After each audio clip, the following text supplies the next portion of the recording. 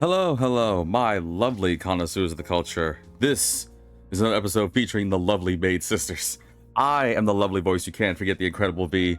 I can't make this intro any longer, except for I'll find a way to. Welcome to Persona 3 Reload, episode Aigis, the Aigising, whatever. I'm back. It's been a minute. This past couple of days has been kind of on the awkward side because a lot happened, but you know what? We're back in it, and yes, Twitch, I know I'm doing this on a very different day. Some circumstances happened. So that's all I can say. I've left all the information on Discord. But regardless, welcome back to another episode of Persona 3 episode, Aigis. Persona 3 Reload episode, Aigis. Oh man, where do we begin? I feel like I've lost every feeling of time. Like, I know it's been a week since we jumped into Persona, but it's amazing what happens in a day that makes you forget, like, everything. I mean, to be fair, we're still going through Antenora, which I know is what we did last episode. We started exploring Antenora even further. The game is definitely not getting easier, but we're managing through, we're chugging along, and hopefully this episode will get stronger. Which, by the way, I did do a little bit of farming off camera for some money, and I, during my attempt to try and fill out the compendium, found a way to make our Persona of the episode, so get ready for that in a minute. But I want to start this episode in a different note. While I grab my bottle of water, there's been some things that's been popping up on my feed lately, and I am curious to see if it's true or not. So, ooh, delicious. Now, I don't know about you guys, but there's been something interesting that's popped up on my feed. Something in regards to the Persona universe. Something in the aspect of some rumors that might have been popping up. And quite frankly, I don't know if these rumors are true or not. I don't want to be presumptuous and assume they're true. I want to look at it without getting my hopes up, although it's a little hard. But there's been some rumors involving Persona 4, a potential remake that's happening. And yeah, that's all I'm going to say. We're going to start with that. That's going to be the theme for today's episode. Maybe. I don't know. We'll see. But before we go further into it, and while I make my Persona of the episode, if you guys enjoy this lovely content you see, you love hearing the lovely voice you can't forget, or maybe, just maybe, you're a Persona fan like yours truly, then by all means, follow me on Twitch with the handle of VitaminDGR. Naturally, you can also subscribe to skip those pesky ads. I like to think that you guys want to help support the channel, so maybe, possibly, you might consider subscribing. At the very least, if you don't feel the desire to subscribe, and you don't mind having 50 ads in your face, then maybe it might be in your best interest to watch this on YouTube, where you can like and subscribe, and, you know, that way you get notified for these things. I do this consistently, and I'm probably wondering, well, what's the perk of watching on Twitch over YouTube? Well, Twitch, you guys get these videos way ahead of time, so you get to get all the good juicy details. YouTube, yeah, you get these videos a little bit on the late side, but you get to watch it as much as you want, or until YouTube says otherwise. Either way, those are perks. So without any further ado, I'm gonna make my Persona of the episode because I've been farming off camera, so there's no reason why I'm not gonna start this episode by doing it. Your boy can finally make Loki, which I'm pretty sure is the last of the DLC personas, sans obviously Satanael, however you say the name. I just can't remember which combination did it. One of you guys did it with Belphegor. There we go, bingo. All right, so I gotta get a knockback, but boom. This persona is powerful, As it should be, even though the stats don't look like it. I feel like Aigis's personas are just meh. I mean, level 60, I feel like my stats would be way higher. Oh, what do we give you? Dodge light? Ew. Well, enduring is good. I need to give him single target boost. That'd be better.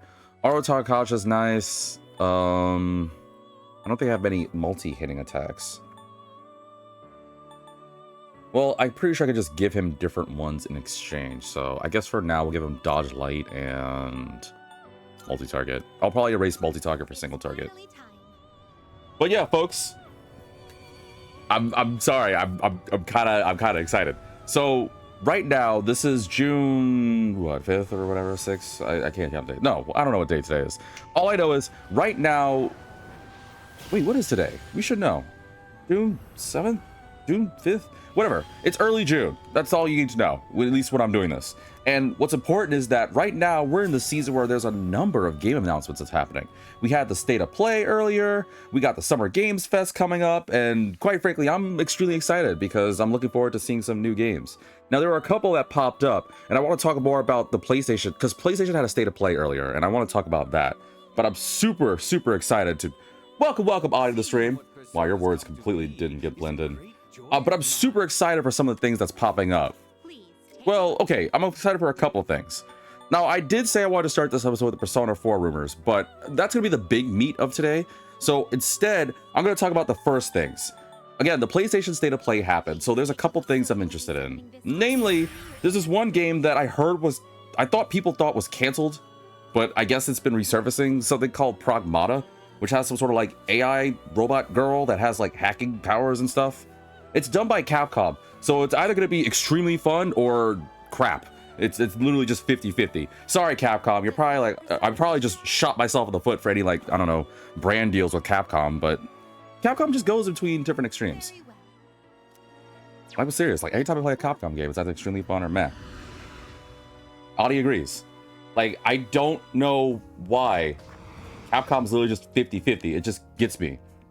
Welcome, Duck to the stream. Entirely unrelated. I'm so sorry for the derail, but my roommate and I finished Expedition 33. 100% completed it. Man, I'm jealous. I need to get my hands on a copy. But congratulations. I heard that game was extremely dope.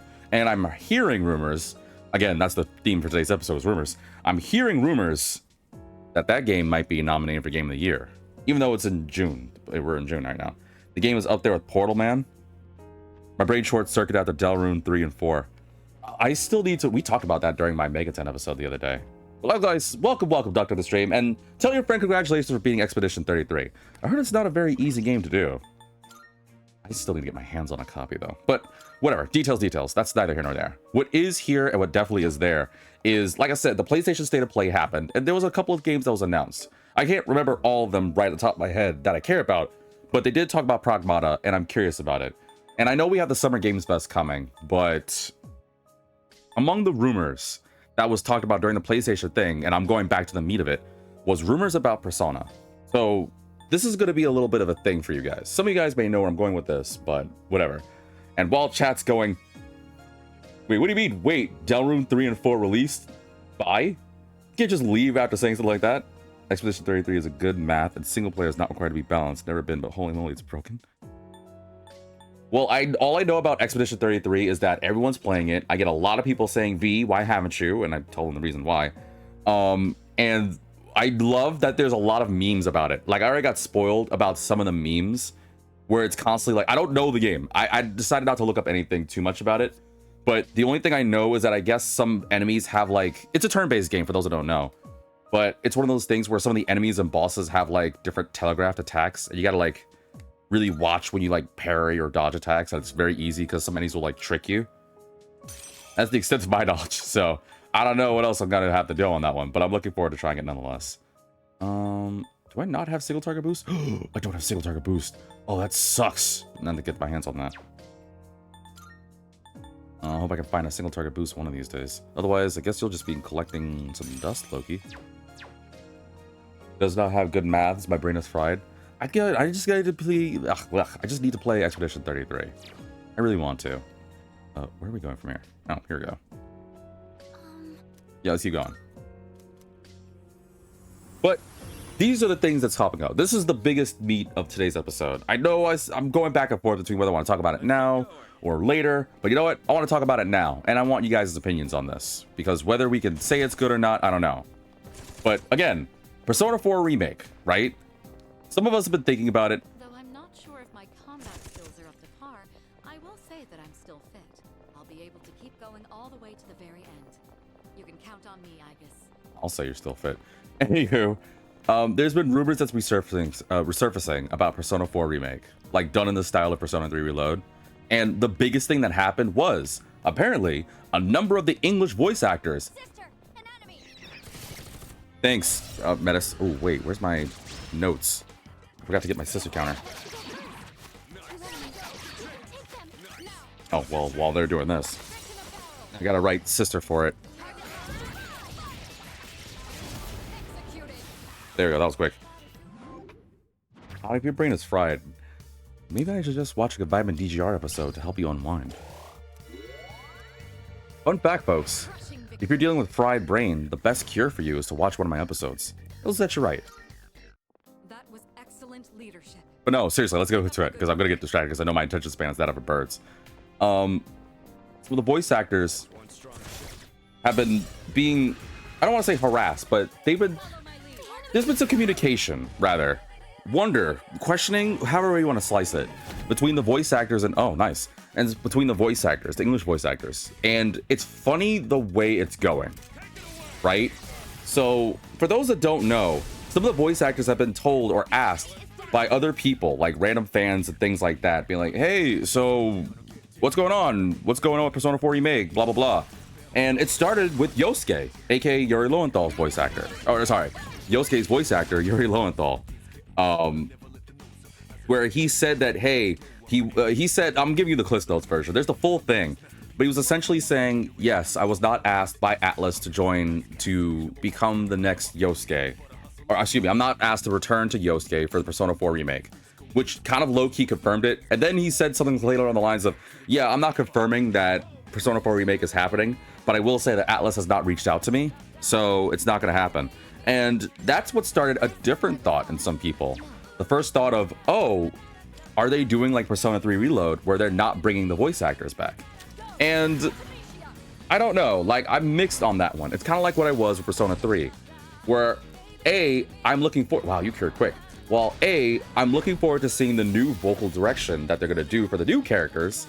B, I've grown used to the characters, like the characters' voices back in the original. Now, to be fair, some of them are different from OG original, but I'm really like Golden's voice actors and actresses. So I don't know how I'll feel when they swap them out. I'll be happy, but not happy. I don't know. I'm kind of mixed on that one. I could use the experience, but I also want another skill card. And I'll get another full card sometime. Doesn't look like we'll be needing a 10 count. And that should take care of a starty, right? Yeah, sweet. Weak pierce damage to all foes. Well,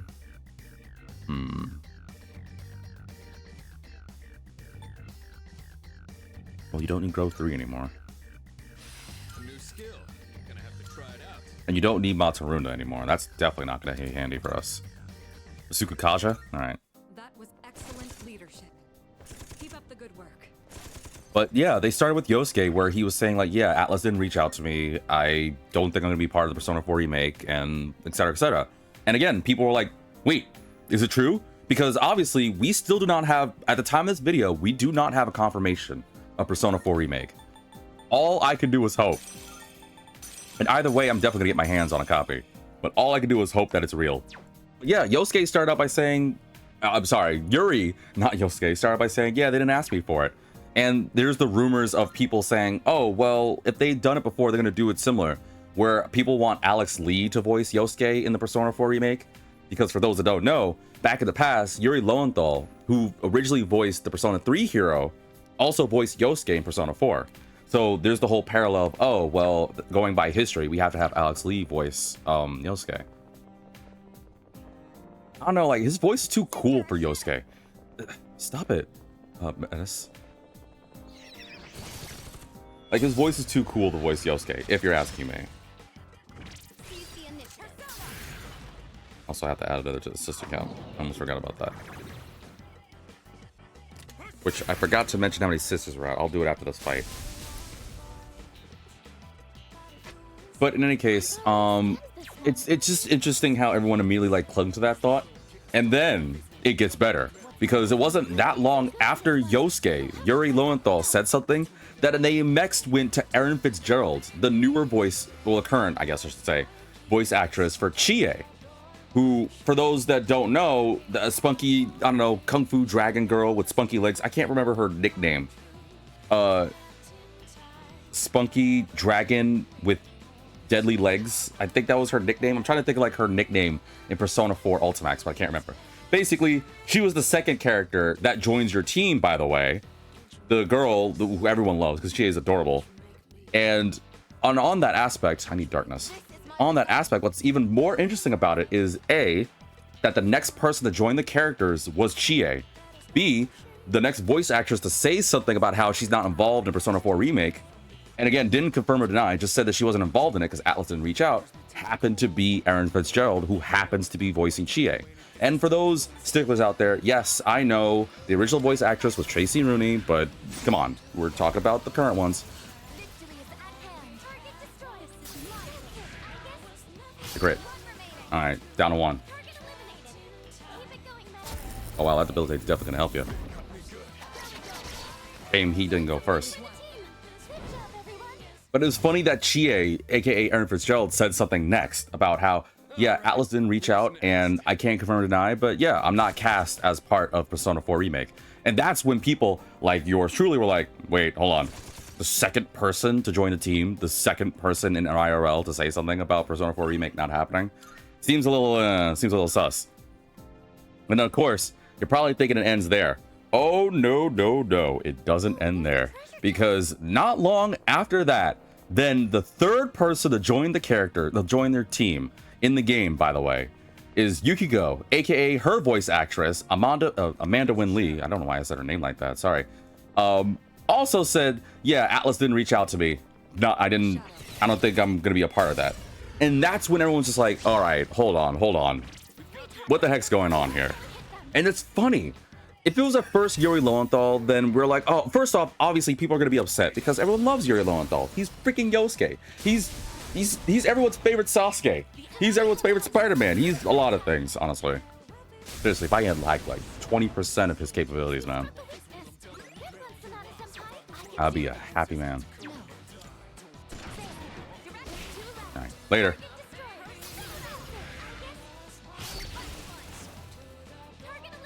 Oh, I didn't get it. Oh, because it's already down. Lame. I was gonna say, where's my crit on that one? Recover quick. Dodge it. Okay.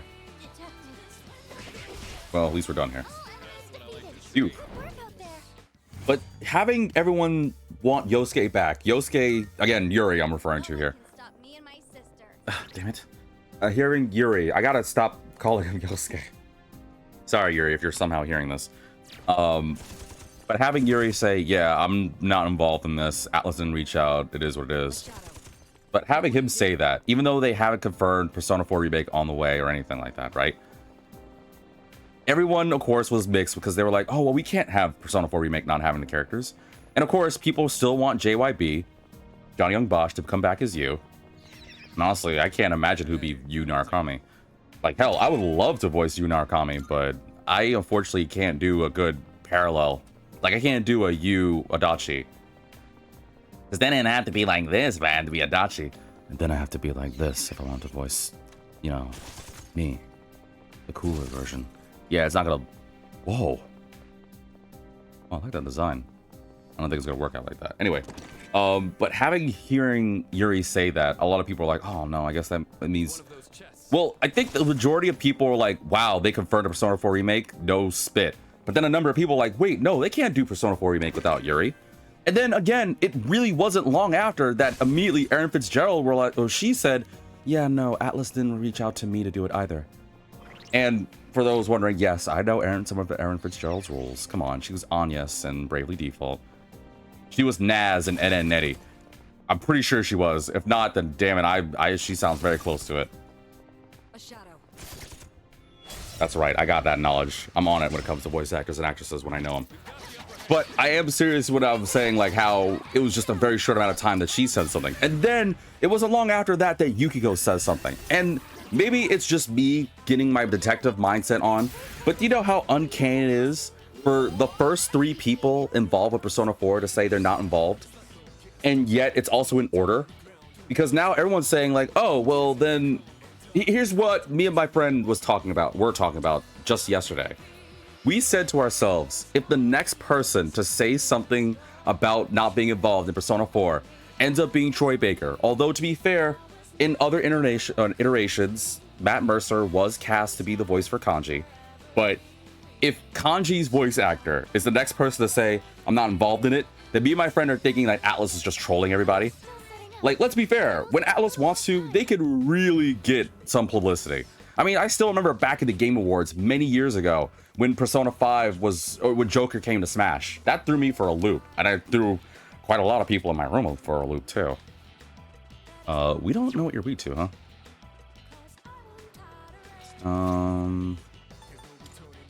Yeah, but I still don't know what you're weak to. Darkness and lights, but the fact that it has both insta-kill skills is worrisome. I don't use a theurgy. I also want a guard. Please. Oh, I think it's a crit. Yeah, it's a crit.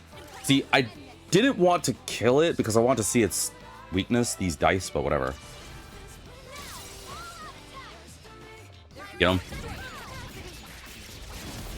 Like, I'm serious. If Kanji's voice actor next says something, then you guys are going to look at me like I'm the weird one, but then I'm going to be the one that's right. I'm telling you right now. Although I will say this, if I end up being silenced, if this video doesn't come out, if anything were to happen to me, it's because Atlas knows I figured out the formula and they're on me. They're going to be like, yep, that's another crazed fan that seems to know.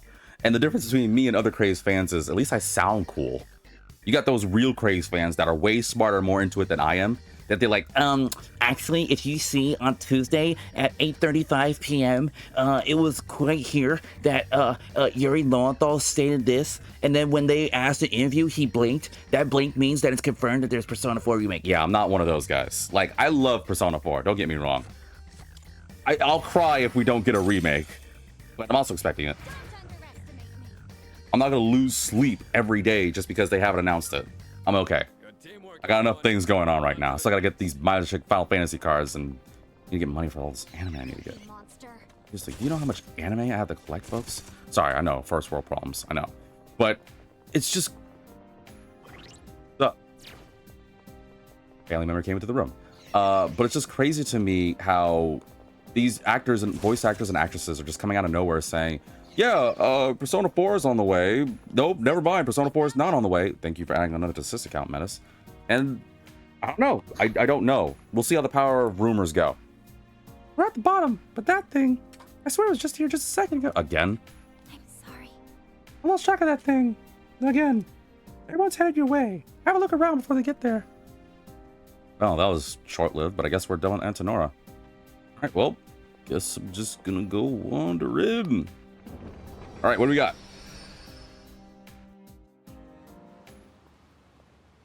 Oh, Junpei. Man, Mobius sure is boring around here.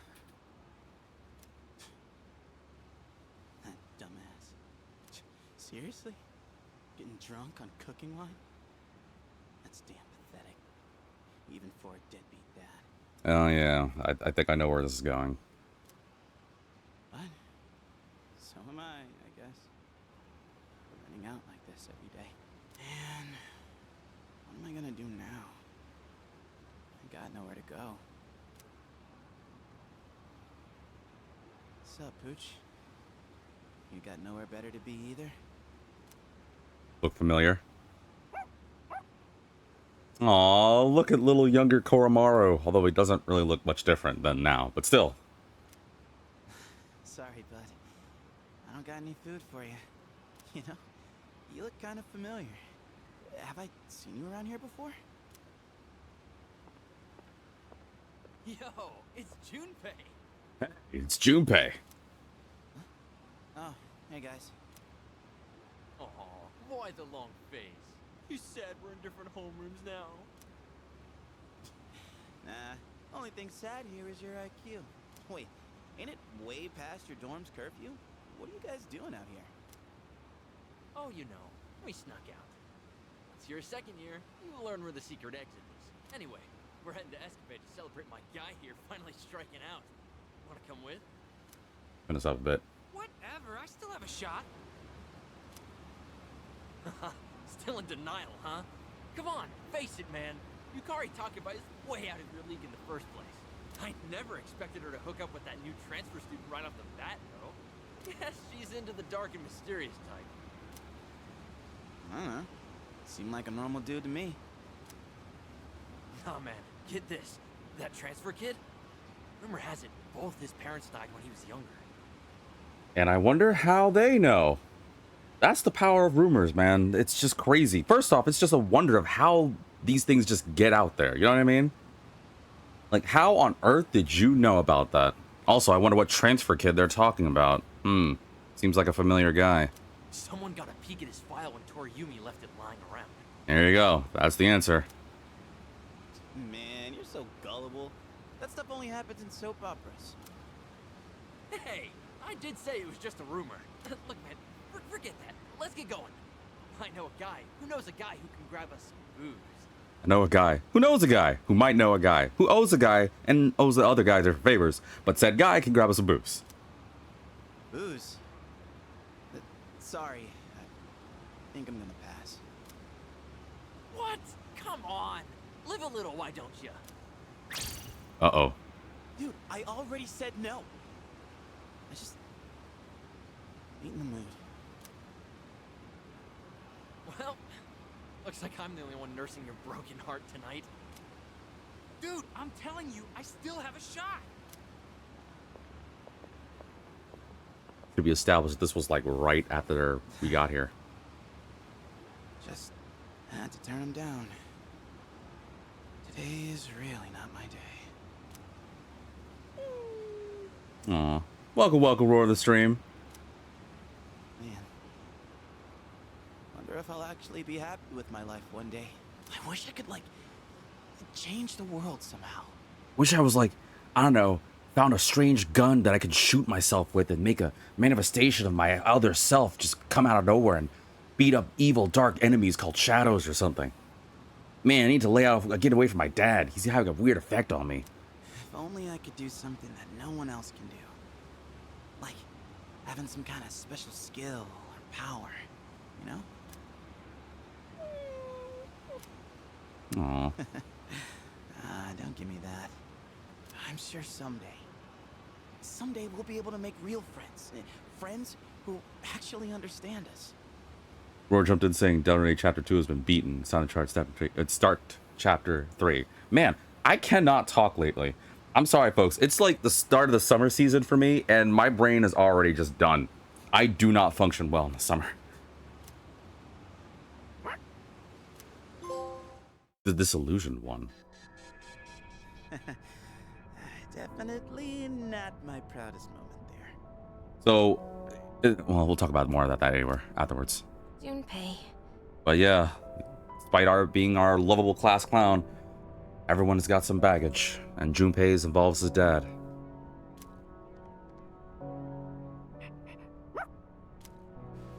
Oh yeah, that surprised me too, bud. So it really was you that day, huh? Not many dogs you know around the area that look like that, Junpei. Kinda seems like destiny, don't it? Come to think of it, that was the same day Sonata-san found me. Yep, aka what, like maybe a week or so after we first got there? I had nowhere to be, so I was just chilling in the convenience store and reading magazines when the dark hour hit. You were pretty much a sitting duck about to burst into tears. Man, your face was more terrifying than any shadow. Gee, thanks. Well, what was I supposed to do? That was the scariest damn moment of my life, man! My life back then? Well, with my old man and all was... I don't know, not boring, but... Well, you saw what it was like. Well, we're hinted on what it's like. So, staying at the dorm, fighting shadows and everything... It's been unreal. How wonderful. Oh, I see. Oh, no. Interesting. Unlike my sister and me, other people usually have a reason to awaken. Oh, drop my pen. Hold on. Gotta add one to the sister count. I dropped it. No. Okay, got it. Whew. I comprehend. I had a reason as well. However, in my case, it happened in reverse. I possessed the power first, then discovered my true feelings later. Speaking of which, do you... I think I'm starting to get it. The doors only show us memories of great significance. Once they've served their purpose, they disappear. Those that remain have yet to fulfill their roles. Their purpose? Press X for whoever. I'm not entirely sure, but if we keep exploring, I think we'll be able to find out. So let's keep going. Together. Okay? Okay. Let's. Discovering my own reason came so naturally. that I never thought much of it until then. She's so full of emotion. Nothing like me when I reactivated. Even though she's never had any contact with other people, does she have a memory of her own where she discovers her reason? The seed of curiosity was planted, and I started to wonder. Kind of interesting too that was the only cutscene in a minute that Aigis actually spoke up. But if it wasn't implied, and this is actually serious, and my heart goes out to people. You know what? I don't want to make this too heavy, but I will be serious when I say this. Junpei's issue, his trauma, his circumstance was, as was established, his father is an alcoholic, and quite the alcoholic. It was told about it before, back in the original Persona 3 Portable, and I think there were hints about it. Well, so what's interesting is, because I played Persona 3 way back when, right? You didn't really know too much, and I didn't really pay much attention until after I played Portable, that I figured out bits and pieces about that. But what's funny is when I play Katone's story, for those that don't know, if you play the female protagonist in Persona 3 Portable, you don't get that because all the social links change. Because obviously you can romance Junpei if you wanted to. So you don't really get all the information in a sense. Like, you get hints and bits and pieces. But from my knowledge, I might be mistaken on this. Someone out there might know more about this. Junpei's dad was not a loser, but he just didn't really have like the best luck. And unfortunately fell to alcohol to like cope. And he got really into it to the point where he was, well, aggressive. He was not reliable. He was not as a father should act. And Junpei was just done with it. But obviously, what could Junpei really do except just leave and run away at times? And I remember back in, I think it was honestly in the older games when I think it's still the same though. He does encounter Koromaru when he's down on his luck. When he's down on his luck, and you're like, oh, you feel super bad for him. And yeah, they talked about it in this one, but it's a really heavy topic. I didn't want to make it too heavy, but I know that it's rough to have people you're close to that are just really into it. Like, it's fine if you want to drink. I'm not saying you can't, but it's rough when you have a loved one that just overly relies on it and can't function right or does things that's way too belligerent, and it sucks. It sucks. I'm not gonna throw my 2 cents on that right now because I wanted this episode to be more on the fun side because we haven't done Persona in a minute. But I'm just gonna say my heart goes out to people who have that effect. And if you're one of those that partakes in the fine liqueurs, then just be responsible, please. You might be surprised by how many people are connected to you. Even if you live by yourself, you might be surprised because we're all social creatures. We're all connected. You don't know. What if your neighbor who always likes to bake you a pie finds you all drunk and they're like, oh, well, I guess I'm not going to make you a pie. And then guess what? You don't get no pie. So be careful. You've encountered a human-like figure a couple times in the abyss, right? Did you sense anything peculiar about it? All I could tell through Juno was that it seemed to be another person. No. Another person. Another person. Another person. No way, that's impossible. We were the only ones down there. We can talk until we're blue in the face about it. We'll make a difference. As long as it keeps showing itself, we'll catch it. You bet on that. And that's really all there is to it. It's got a point. Now, let me go do my usual text. Why are you guys just standing like that? Yeah. I never knew his dad's an alcoholic. I think I kind of get how he feels. It's not like I pity him or anything. It's, I don't know. It's rough. It's really honestly rough. Yeah. My dad's gotten better since then, but he's still, well, he ain't exactly the most upstanding citizen. And that's enough of that. Don't feel like you have to make me feel better or anything. Besides, I think what's going on right now is way more important. So to get us out of this, your best option is to bring me the great Junpei Iori. I'll get us out of this. See, how can you, that's why Junpei's so good, man. Darren is confused to be a prequel. Did you go to the game page? It says it's a prequel. Yeah. Yet I have people saying it might be a sequel though, Roar. Koromaru wasn't the only one he met that day. I ran into him as well. If I hadn't been out patrolling that night, maybe he wouldn't be here fighting with us. Chance encounter indeed. Funny how that works, huh? Koromaru-san seems to be quietly watching over everyone. Hey. We used to use the bulletin board a lot, didn't we? Did we? I think I used it maybe like once. Feels a little weird that we're not using it at all now, even though we're exploring again. I don't think any of us ever thought we'd have to continually explore like we are now.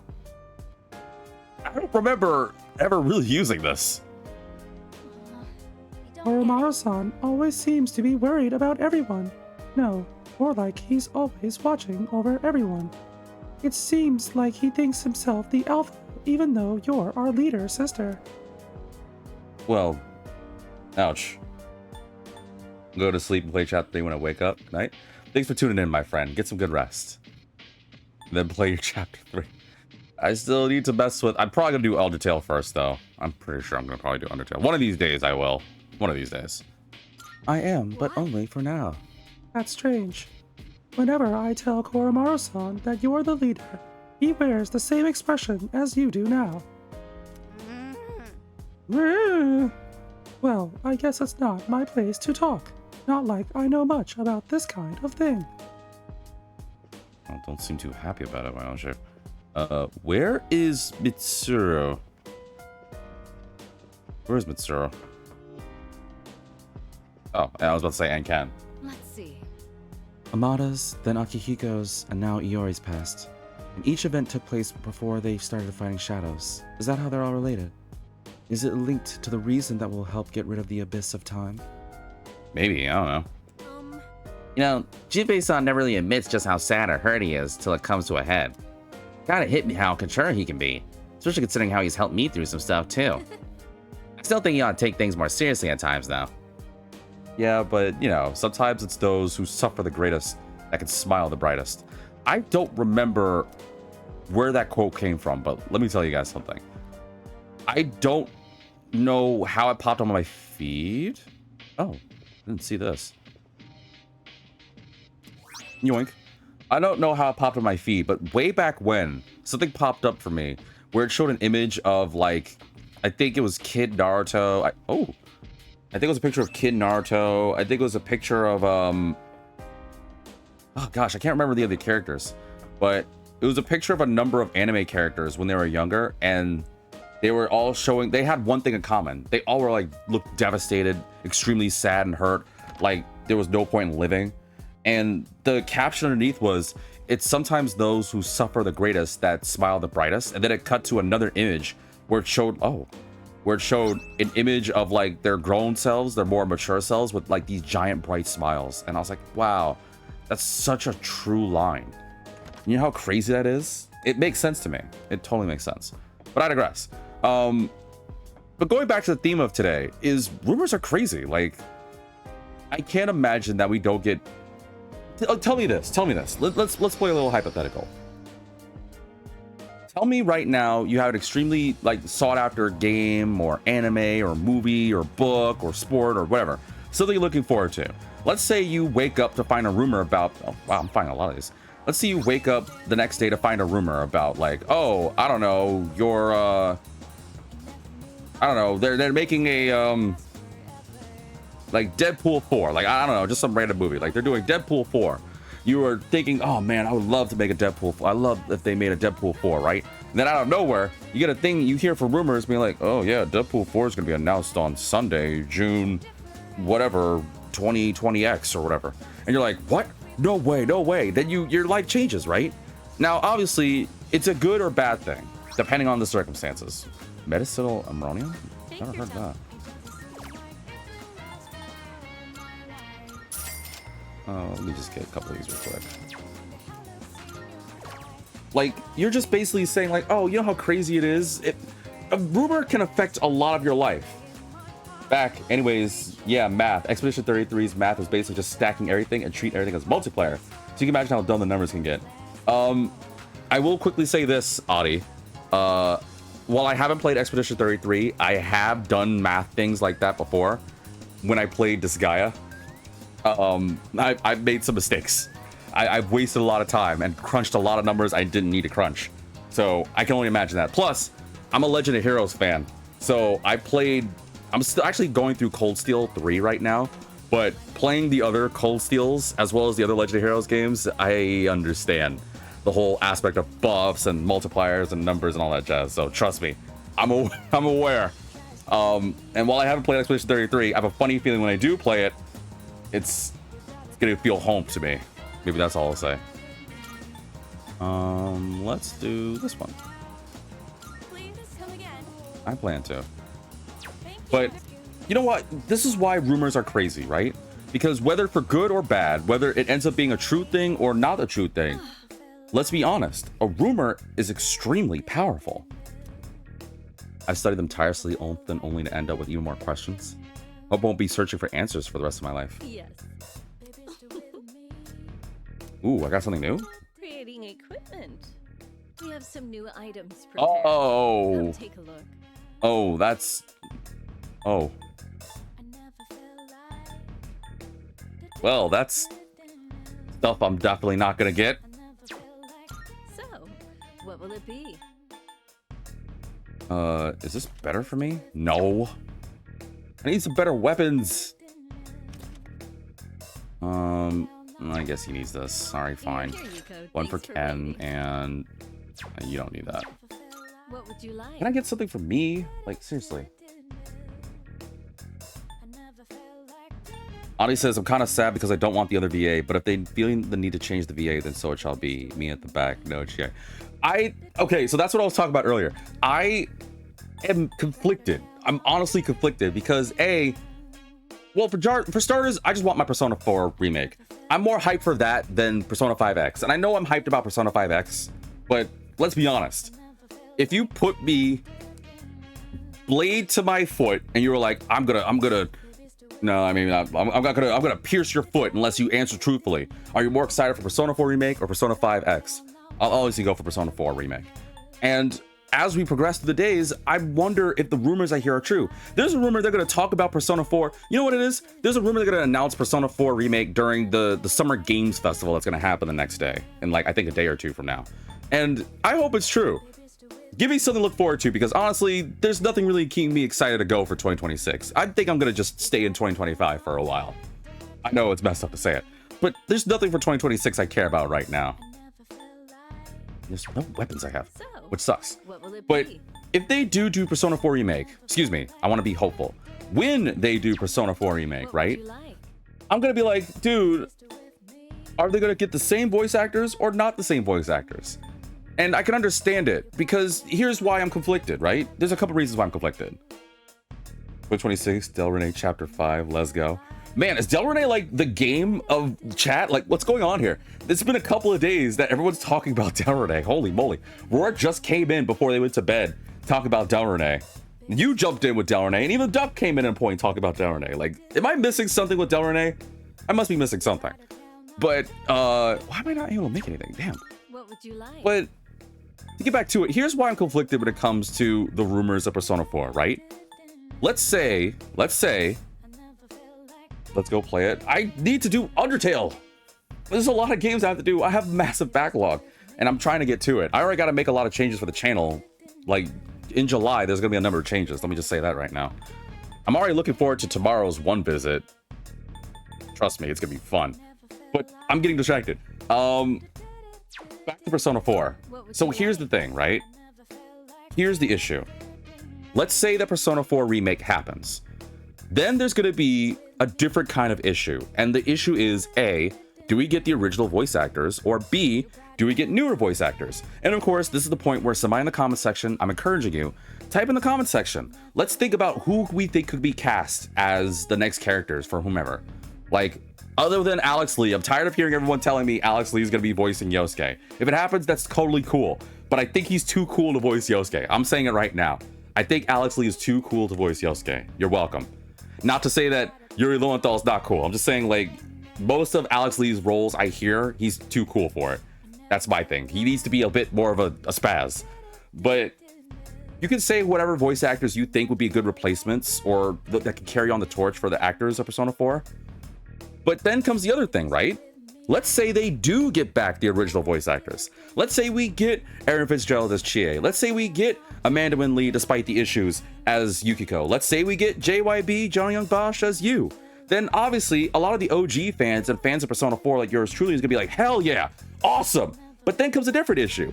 The Persona 3 fans are gonna be like, well, how dare you? I mean, yeah, Persona 3 Reload was great, but if you can easily bring back the voice actors and actresses in Persona 4, why can't you do it for Reload? And then it's going to be a whole war between the Persona 3 fans and Persona 4 fans. There's already a war between Persona 3 and 4 and 5 about favoritism and which group is better. Do you know how many times I'm sick of getting this question? I didn't realize that I was gonna get this question asked to me when I grew as a content creator. But I remember back in when I played Shin Megami 5, like the original Shin Megami, and I talked about Persona for a bit. I think it was like for an episode or two. I think it was when we started getting rumors of Persona 3 Reload. I had people come to me asking, well, what do you think is the best between Persona 3, Persona 4, and Persona 5? And I told them that I don't know if I can honestly say which is the best. I can only say that my favorite is Persona 4 because that's the one that got me into it.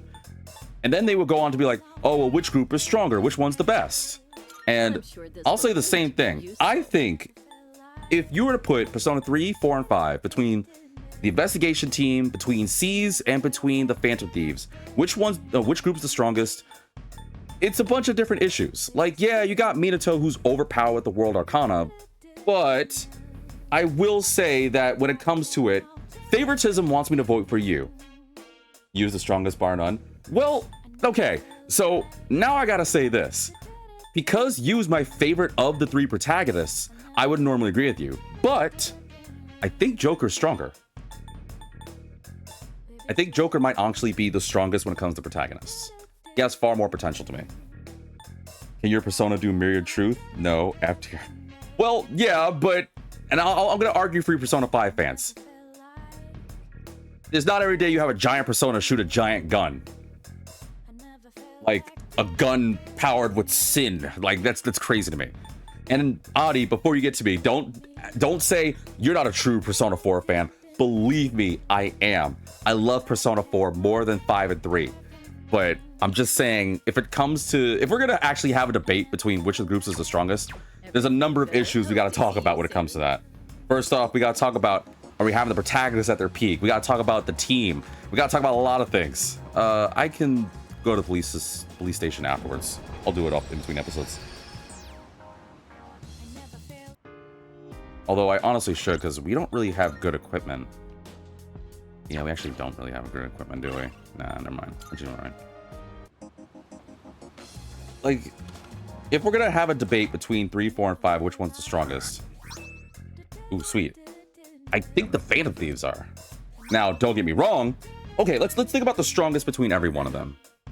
When it comes to the team, I'm not including the protagonists. Let's say, minus the protagonists, the characters of C's, the characters of the investigation team, and the characters of the Phantom Thieves are all fighting each other, right?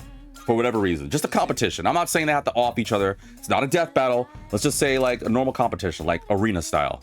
What'll it be? Now, already, if we're talking about like weapons and skills, it's kind of busted because you have Aigis, because it's unfair. Now, to be fair though, I'm pretty sure Aigis can be hacked. Don't quote me on that, but I'm pretty sure she could be corrupted, and therefore Futaba could get that. And honestly, we don't really, when it comes to like that kind of hacking capability, we don't really have anyone like that in Persona 4. Like, we have our brainiacs like Naoto, but we don't really have anything else going for us on that one, which kind of sucks, but whatever. And then Aigis is just ridiculous. But let's say you go a different step afterwards. Let's say about like weapons and training and stuff. You got Persona 3, which actually comes around with like swords and spears and guns and axes and all that jazz, right? Then you get Persona 4, or then you got Persona 5, who has like whips and swords and knuckles, like bare knuckles and an axe again. But then you got Persona 4, and they got like, you got a sword, but then you got feet, 2 knives, a fan, a chair or a desk, 1 claw, and a gun. Like, it's definitely some hodgepodge weapons that we got in Persona 4. I got some stuff you might find useful. Oh my god, your stuff is expensive as flip. Well, That what you want? All right then. looks like I'll be spending a lot of time in the metaverse, in Dark Hour. You know what? Yeah, I don't have enough money for this. I'll change my mind. Let's just move on. We'll explore the other area, and then we'll go. God, I need so much freaking money. Let's talk about opponents then. Izanami no Kami and Nyx are primordial gods. That's true. No. Okay, that's true. That's true. Yabba Dabba Doo is not even remotely close enough to match up to Izanami and Nyx. I completely agree. Yabba Dabba Doo is not going to do a single thing against them. Hi. So when it comes to powerful villains, you're completely right. Waiting for you. A master wishes to speak with you? Wait, where are we supposed to go? Ptolemea? Well, first. Here are my requests. And before we go further, oh god, no. You want me to do this? You must know. You want me to fight the frickin' Reaper at this level? I'm not strong enough for that. You're out of your flipping mind. Success. I will await a report of success. Defeat a greedy shadow. Ugh, god, are you kidding me with these?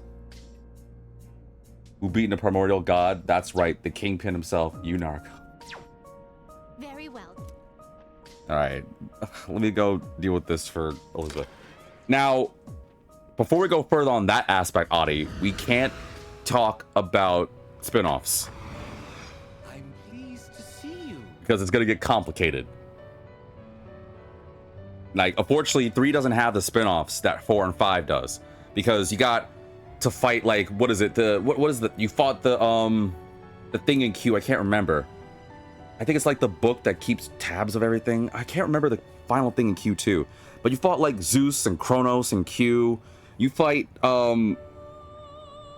Ooh, well, I don't want to spoil stuff for spin-offs, because I was about to talk about Strikers. But let's just say you fight a lot of powerful things that can, you know, rival some things. I'm only talking about the main games here when it comes to 3, 4, and 5. I shall read to you your Secrets of Fusion. I am certain that you will find this to be of great benefit. New combinations have been added to Special Fusion. Oh, thanks. Magnificent. Thank you. Now if you would, Elizabeth. Well, let's just see what new Special Fusions we can do really Welcome to quickly. the Velvet Room. It would appear that, despite his absence, you... pay me no mind. That was a little suspicious, but okay. I just want to see these Special Fusions real quick. It is a special persona you desire, is it Okay. not? Yeah, great. Oh, double great. Triple great. All the Special Fusions. Orpheus Telos. I still gotta make Orpheus Telos back in the main game. I don't even know Orpheus Telos. Victory Cry. Oh, are you kidding me? Only Orpheus Telos has freaking Victory Cry. That's right. I still gotta do that in the main game. All right, I'm out of here. Are you finished? That makes me cry, man. We look forward. Yeah, don't worry. I know people might have forgotten. I'm still also playing Persona 3 Reload off camera in my spare time because I still need to work on getting Orpheus Telos for a bonus episode. Good day. But Are you accepting a request? when it comes to the power of like the villains, then yes, I would argue that either Nyx or Izanami are the strongest. I mean, you have one that's like the incarnation of the end that brings about the fall of mankind. That's its role. And then you have Nyx, and then you have Izanami, who was able of covering the entire world, no matter who you are, in lies and deceit. And that fog sucks. Let me tell you something. That fog sucks. It's the worst. Who are we gonna take with us for the new area? Let's choose. Oh, actually, you guys are still the weakest.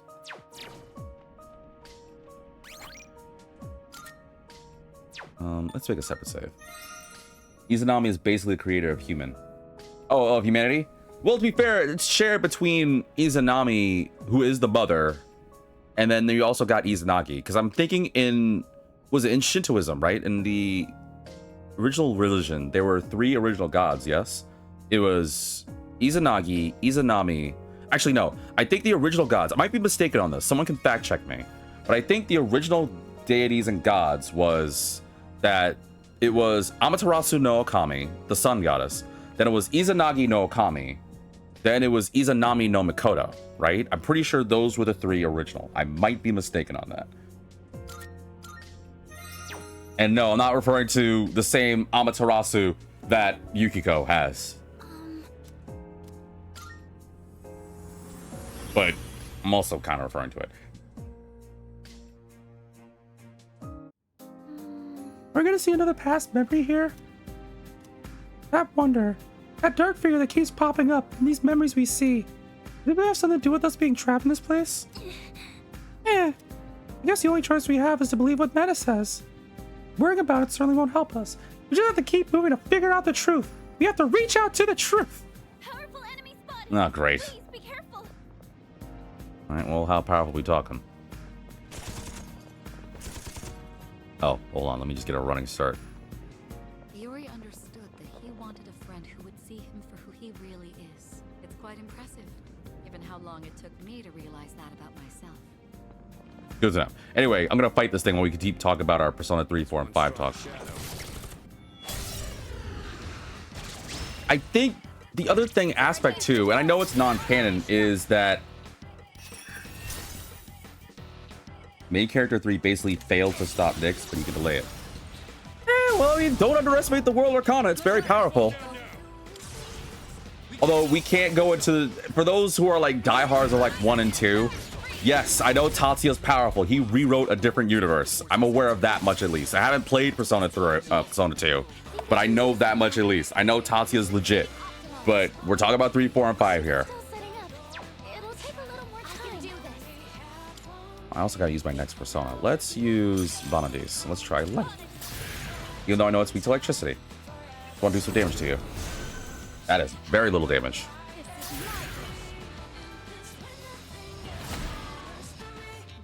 But I also gotta give props because, I mean, I know everyone's gonna be out there, but Joker fought both you and Minato in Persona 5 Royale. It's like, yeah, but that was also during like Velvet Room nonsense. And to be fair, I'm certain that if given the opportunity, you would also fight 3 and 5, and then Minato would also, well, actually, you know what? To be fair, to give praise on Minato, Minato did survive Elizabeth. That's something. Not many people can fight Elizabeth and live to see the day, or to tell the story, rather.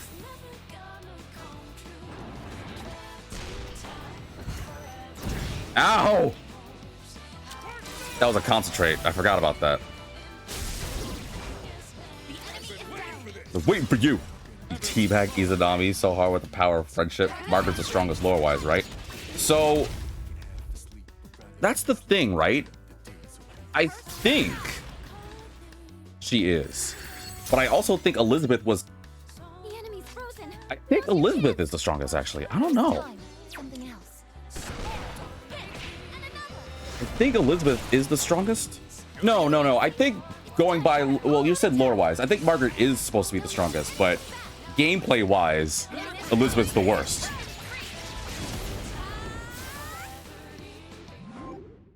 I want it to be Theodore, though. I think Theodore should be it. Because, like, think about it. This guy deals with Elizabeth and Margaret's, like, every action, every day, shape, or form. Theo is ridiculously strong. You know what? Shout out to all my Theodore fans out there. For those that don't know, Theodore is the Velvet Room attendant from Persona 3 Portable. And later on, despite everyone's whole thing against Persona 3, whether it be a Portable being canon or not, they decided to still bring Theodore to later installments because you can't get rid of Theo. Theo's too good. But I think Theo's the strongest lore-wise. Oh, frick. I forgot. I can only choose one.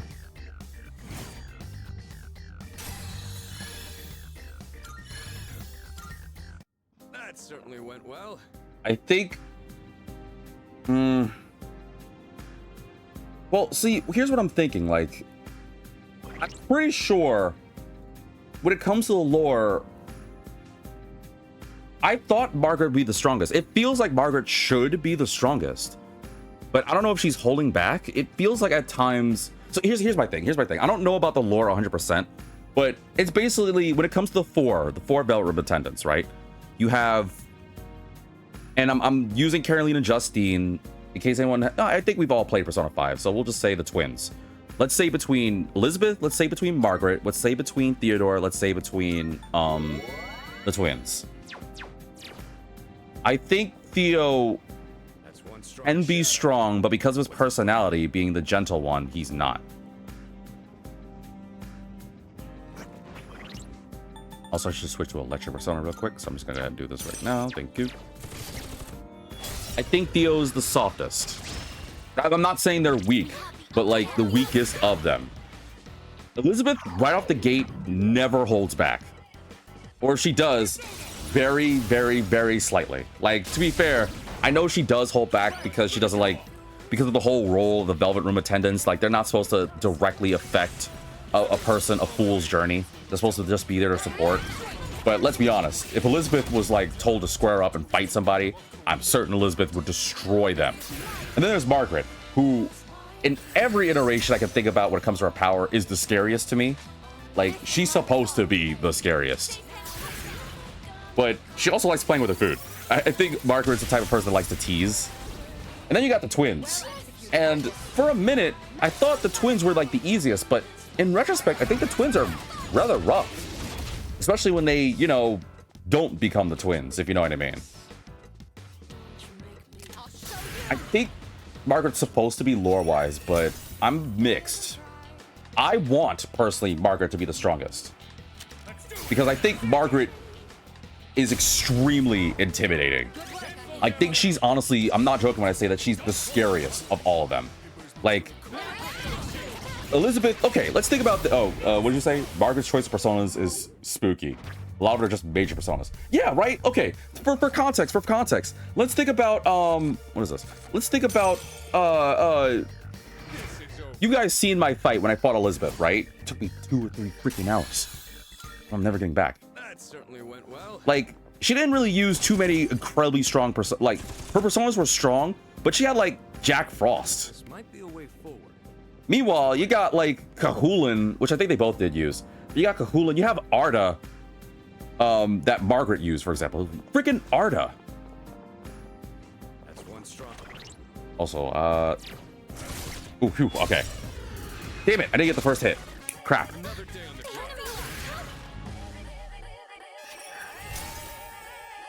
Can't make up my mind. I just... Like, I know. Like, Margaret has, Margaret has Yoshitsune. Yoshitsune, of all people. Oh, and she does have Hallel. Oh, she has Loki? I forgot she had Loki. Oh, God, I'm gonna hate dealing with that when I go back to Persona 4. But she does have Hallel and Yoshitsune. Meanwhile, you got freaking Elizabeth, who... Elizabeth has... what? Elizabeth has Loki. No, Elizabeth doesn't have Loki. Elizabeth has Thor. Elizabeth has Jack Frost. Elizabeth has Cert, Kahulin. Like the scary. Let's think about the scariest personas that they have. The scariest persona that Elizabeth has is Pixie. Like, don't get me wrong, she does have Masakado. She does have Kahulin, yes, but everyone knows when you see Elizabeth and Pixie, it's over. But it's Pixie of all things, right? Then you got Elizabeth. Then you got Margaret, who has freaking Yoshitsune and Hellel, who are over freaking powered. Trust me, they're powerful. It's stupid. Like, I think Elizabeth's worse in game though, but I gotta really think about, like, I think the problem is I gotta like I'm trying to think about like their power level outside of gameplay. Because if it's gameplay, then yeah. Oh, I heard that sister comment, by the way. Because if it's gameplay, then yeah, it's gotta be Elizabeth. Although in Persona 5 Royale, I gotta say the twins are kind of up there. And I'm not referring to the twins, their normal form. I'm talking about their other form. Get them.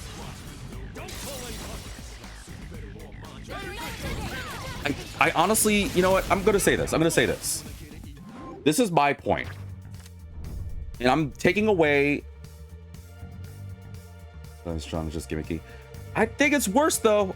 I think it's worse. Especially because, unlike... Think about it like this, though. Out of game, I'm thinking inside gameplay. To be fair, I'm thinking inside gameplay. That at this point, whatever. You know what? We're already just mentioning the name. Whatever. I know people probably. I'm sorry for spoilers, but this is not gonna go easy if I don't mention her name. At this point, Persona 5 is old. It's been a while, so I'm pretty sure I can say it without worries. I'm just gonna say Lavenza. If you don't want to deal with spoilers, I'm sorry. I'm ruining it, but I'm just gonna say it. It's way easier if I say this. It's hard to just say the twins' true form. So. I think Lavenza is quite strong. And plus, gameplay-wise, she did something that none of the other Velvet Rooms did. She cheated. She took our turns. There would be times where I would, like, attack, and then I'd be like, okay, then someone's next gonna go. And then she's just like, actually, I'm just gonna cut in, quite literally, and, like, chainsaw you. I remember when I first discovered that, I was like, hey, those are my turns. Get out of here. You can't take my turns. Those are my turns. Those are my resources. Made me so mad. But this is my standpoint. I'm gonna put a ranking right now, I'm doing better than ever. and I'm probably gonna get flack for this, but this is my honest to God guess of their power levels. And whether you agree with the ranking or not, let me know. And I'm taking away gameplay from this. I'm talking about what I feel their capabilities, their stats. I'm trying not to use gameplay on this, because if I say gameplay, then everyone's gonna be like, oh yeah, Elizabeth or Lavenza, and that's not fair. So I think when it comes to lore, as far as I know, I think Margaret is the strongest, right? I think we've seen everything on this floor by now. I think the weakest is Theodore. I would put it as, gosh, I gotta think about that one. I think it should be Margaret, then Elizabeth, then Lavenza. Oh, well, do I think Elizabeth's stronger than Lavenza? I feel like I should, but it also feels like we haven't really scratched the surface of Lavenza. Yeah, I assume so. To be fair, Elizabeth does gain Thanatos. That's true. Yeah, but it's hard. I'm trying to think about between Elizabeth and Lavenza, who's stronger. I think mechanically, Theo's still the weakest. Time to start exploring. Sorry, Theo lovers. I think he is honestly the weakest, just because he feels like he would fight, but he feels like the type that would rather not fight. So Junpei-kun and Koro-chan knew each other even before they awakened. I think I'm a little jealous. I wish I knew someone in the group beforehand too. Enemy spotted. Let's take him down. No, you don't, Fuka. No, you don't. Hit him hard and fast. Get him. Now, the problem is, if I put Margaret as the strong... Oh, can't use ice. If I put Margaret as the strongest, then I know some people could be like, but what about in Q when Elizabeth gets like the power boost because she was strong enough to encase like Zeus or something like that? I don't know. They'll just bring up something like that. And they'll be like, I don't know, man. I'm thinking like... I can't make up my mind. I'm trying not to do favoritism, but it's kind of hard. Like, I know Elizabeth's ridiculous. Oh, I didn't get a crit. Dude, I can't get a crit to save my damn life.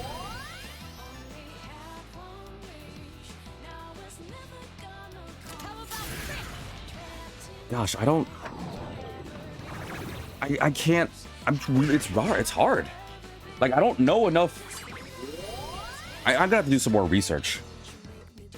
Do I want to say Margaret's the strongest? Like, a part of my brain is like, Elizabeth's ridiculous. Like, Elizabeth has never been the type to really hold back much. And kind of right at the gate just kind of showed I'm that powerful. But to be fair, I don't know. Wasn't there a moment where those two, like, squared off between Elizabeth and Margaret just to compete?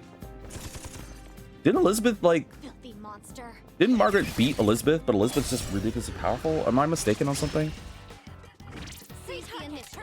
You know what? No. You know what? There's something I'm remembering. I changed my mind. I think Elizabeth the strongest, and I think Lavenza's second. Now, I know I'm taking down Margaret, but here's the thing I'm thinking, right? And this is a spoiler, but hear me out. Unlike Margaret or Lavenza or Theodore, Elizabeth becomes a wild card. Like, she does eventually get her own Fool card and goes on her journey.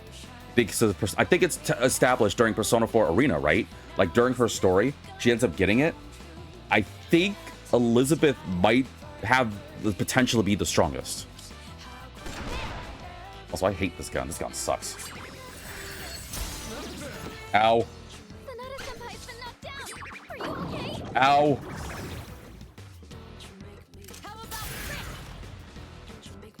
Yeah, so Elizabeth gets a Fool card. Yeah, like, I feel like that means that she has the potential to be way stronger than any of the others. I would say that Margaret's the strongest before that, and Elizabeth came strong after school. Yeah, you know what? I can be on board with that. I think I can be on board with that. And I know I'm going back and forth. I'm so sorry. But it's only because I'm thinking to myself, like, I gotta think about other feats too. And I'm trying, again, not to go for gameplay. Because if I go gameplay, then it's gonna be completely biased to me on, oh, well, yeah, for sure, Elizabeth. Because Elizabeth was the only one that made me, like, want to, like, break my pencil. How many times? I'm not even joking. When I first played Persona 3 and fought Elizabeth, the amount of things I wrote down to try and figure out how to beat this girl, you have no idea. But I think I agree with Adi's take on it. I think Elizabeth or Margaret was the strongest beforehand, and then ever since Elizabeth got the wild card, I think she has the potential to become the strongest. So I think Elizabeth is the strongest. Is Persona 4 Arena Ultimax even canon? Yes. Something that's been noticed by pretty much every Persona game is that all of them are canon. The dancing game is canon. Arena and Arena Ultimax are canon. Strikers is weirdly canon, but at the same time, it's kind of a mixed bag. I haven't played Tactica yet, but I'm pretty sure Tactica is canon too. Yeah, I'm sorry, Audi, but Every time we go through one of those doors, they always... Whatever. I don't want to think about them. I want to think about my sister. F no, I don't want to. I refuse to accept the dancing canon. I'm sorry. Dancing it in all the dancing games, Dancing All Night, Dancing in Starlight, Dancing in Moonlight. I'm writing down the sister counter, by the way. All the 3 dancing games are canon. I'm pretty sure every single Persona game, especially after 3, with 3 onward, is canon. I don't think there's a single spin-off that isn't. I'm pretty sure Tactica is. I haven't played Tactica yet. I know Strikers is canon, Royals canon, 3's canon, Q and Q2 are canon, because they always do the whole, like, they go at a different point in time and memory erasure and all that jazz. It's all canon. As far as we know, I'm gonna wake up and there's gonna be a Persona 4 racing game. Like, I swear to God, if we get a Persona 4 racing game, no. Like, first of all, how would a racing game with Persona be? You know what? I don't even want to think about that. All I'm saying is there's gonna be, they're gonna make a Persona racing game and they're gonna find a way to make it canon. Because John Atlas wants everything canon, because that way John Atlas gets paid more and fatter wallets. And oh, we got new enemies this time, huh? All right, here we go. Let's do this. Adi, you can accept it or not. They're all canon.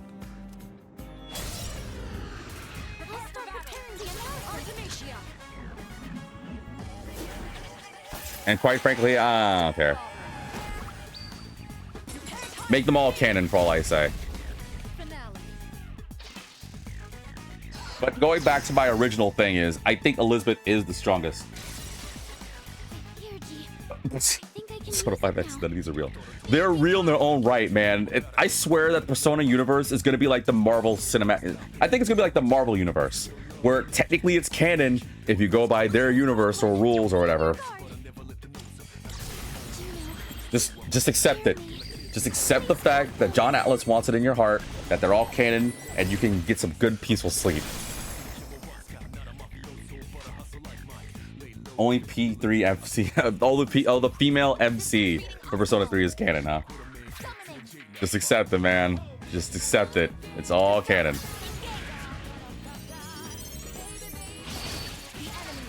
Oh, okay. Well, you block Slash. Good to know. How about Pierce? Okay. You're in denial, my friend. You are honestly in denial.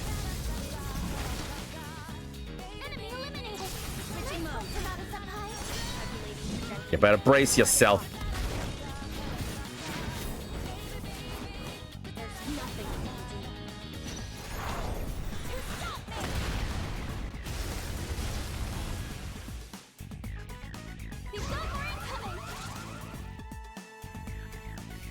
I'll sue Atlas if that's the case.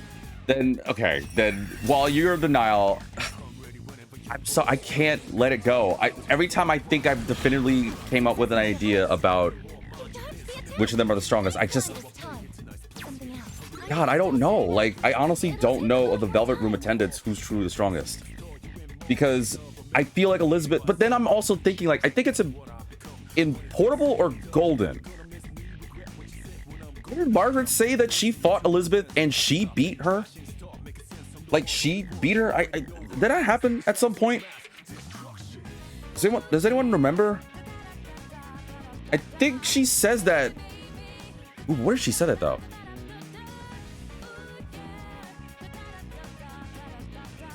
Like, I don't know. I swear. Okay, now it's like, it's a very weird, distinct memory. But for some reason, I'm imagining like old school Margaret, like her old like image, like talking to a protagonist. You know what it might be? You know what it is? I think it's, oh gosh, I think it's Persona 3.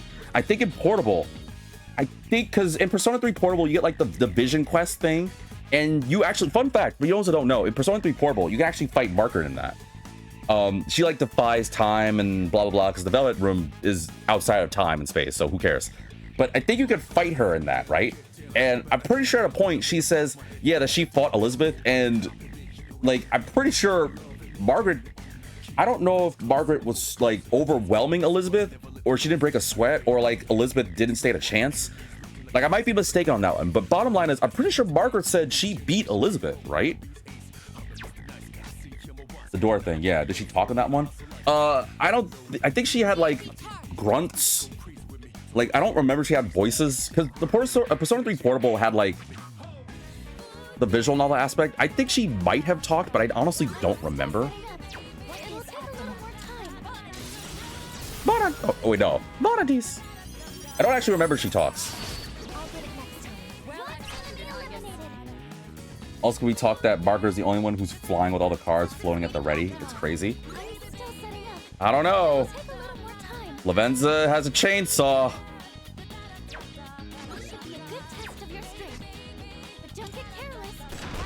Why did I do that?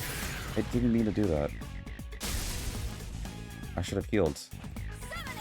Whatever. Now, don't get me wrong. Cards are intimidating, but there's nothing more intimidating than a chainsaw. Like, if you see a cute little girl with giant eyes and silver hair come at you with a chainsaw at the ready and charge at you, I'd be scared. And, okay, but going back to it, I really do... I might as well just get all the information just to make sure. Slash, anything else? Okay, so don't use fire, don't use wind. Got it, okay. I'm gonna need to heal after this. I shouldn't do this. This is risky, but whatever. Please don't miss. Oh, I couldn't take it out. Whatever. But with this knowledge, I don't know. I'm torn between Elizabeth and Margaret, who's the strongest. Which is why I hope we get a stronger, definitive stronger person in Persona 6. So we can finally settle this debate. Because I think I've been having this conversation with some other friends and fans for a minute. Oh, it's weak to ice. Nice. Like, I want to say Margaret. I love Margaret the most of them. But I know Elizabeth is stronger because of the wild card. So I don't know between the two. And I know someone out there is going to be like, oh, well, why don't you just say they're both the strongest? Like, there doesn't have to be a favoritism. No. We have to decide who's the strongest. I think Theo's the... Okay, you know what? End all be all. I'm going to end this right now. We're going to move on to a different thing. But end all be all. Here's my take. I think the strongest, currently now as we speak, not in the past, not including gameplay, to a degree. Well, I guess we have to include gameplay, but I mean like story-wise gameplay, not gameplay as in like you're fighting them in video game. I think when it comes to it, I think Elizabeth is the strongest because she has the Fool card. I think Margaret is extremely close though. I think if Margaret got herself a card, she would be the strongest definitively. Otherwise, I think Elizabeth just slightly ekes out over it. I think Lavenza is next. Then I would say it's Theodore. And no, I'm not including, what is her name? Merope in Persona 5X, even though she's crazy hot. Like seriously, have you seen fan art of Merope? Oh God, be still my heart. And if you don't know who Merope is, look up Persona 5 Phantom X. You're welcome.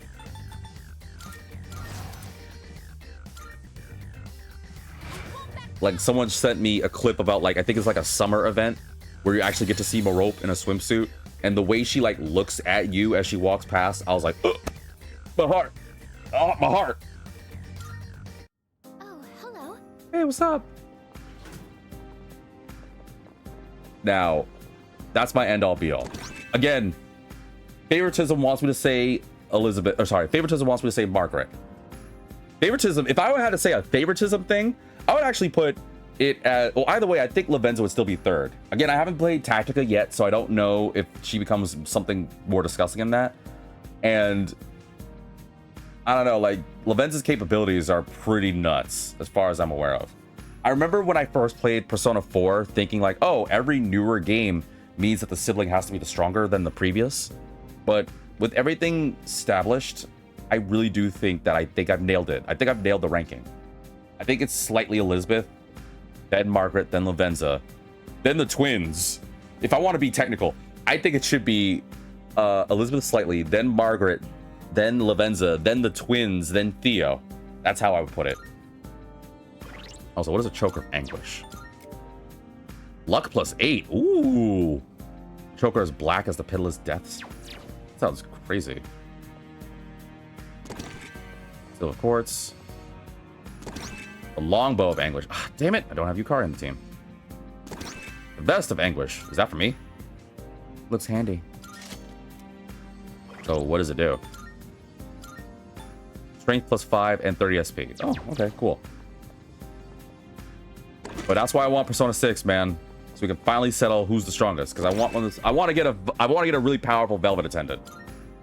Hey. Yes, you can have it. Thank you. What does it do?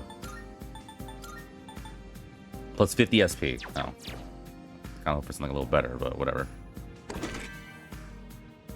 Feel free to agree with me or disagree with me in the comment section. Sorry, I noticed I've been talking really fast lately, and I need help. Like, does anyone have an answer to, like, help people stop stuttering with their words and to speak calmly and eloquently? I feel like lately, for the past couple of weeks, I've been just, like, messing up everything. That's a one-way teleporter, but there's no need to head back yet. Says you. A shadow. What would... I'm gonna heal. That's the first thing I'm gonna do.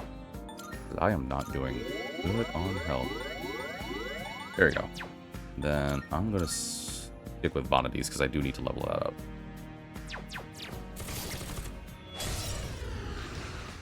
I don't know if someone spread a rumor about like, oh, Persona 6 was on the way and they have a Velvet Attendant and he's like overpowered. Okay, don't use ice. Got it. And I'm certain everyone's gonna be like, oh, what? No way. Oh, dear God. You have all the dynes, huh? And resist dizzy? What is Optimus? But can you dodge a masquerade? I wonder how many people are gonna come in the comment section and be like, V, your opinions are wrong. Well, I mean, it's my opinion. Whatever. That was great, sister. Thank you, Metis.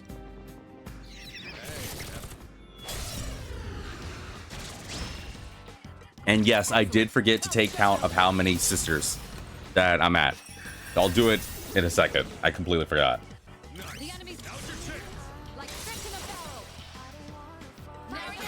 You know what? Screw it. I'm just gonna say how many sisters we're at currently right now, as we speak. So while you guys listen to Shuffle Time theme, let me just get my paper and count really quickly. Oh, drop my paper. How many sisters we're at before we get further back into this Persona 4 topic? Because now I'm kind of interested in talking more about Persona 4, 3, and 5. Let's see. 5, 10, 5, 10, 15, 20, 25, 30, 35, 40, 45, 50, 55, 60, 70, 75, 80, 85, 90, 95, 100, 5, 10, 15, 20, 25, 30, 35, 40, 45, 50, 55, 60, 65, 70, 75, 80, 85, 90, 95, 200, 205, 210, 215, 220, 221? It should be at 221 times that she said sister. According to my notes here. I, again, don't know if anybody's really keeping tabs on it. I might be, honestly, the only one dumb enough to be doing this, but whatever. By my count, we should be at 221 sisters. Not including the rest of this episode, just saying. Right now, we're at 221 sisters. Feel free to confirm or deny. I'm gonna need some serious money, because I need to get some better equipment when this episode's done. Good teamwork, everyone. Now on to the next. I know, I'm almost gonna change my costumes next episode too. But who's the strongest sidekick lore-wise? There's a shadow. It's gotta be. Well, will you say sidekick? Oh, I didn't. I thought I got a crit. I was quiet for a second. What a piece. What do you mean by sidekick, Audie? Also, wow, that was really, really good. Wrong word. Party member? Oh, well, okay. I guess.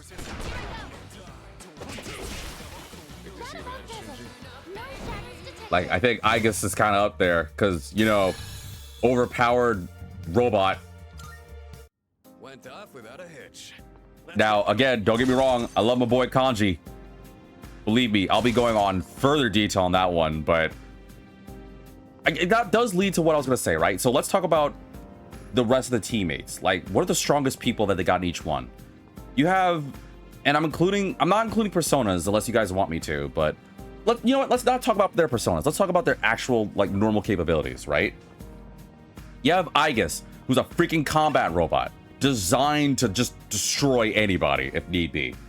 Then you have Akihiko, who I'm pretty sure I remember in Ultimax, he was fighting bears for breakfast. Like, he eats bears for breakfast. He doesn't actually eat bears for breakfast, but he just beats them senselessly.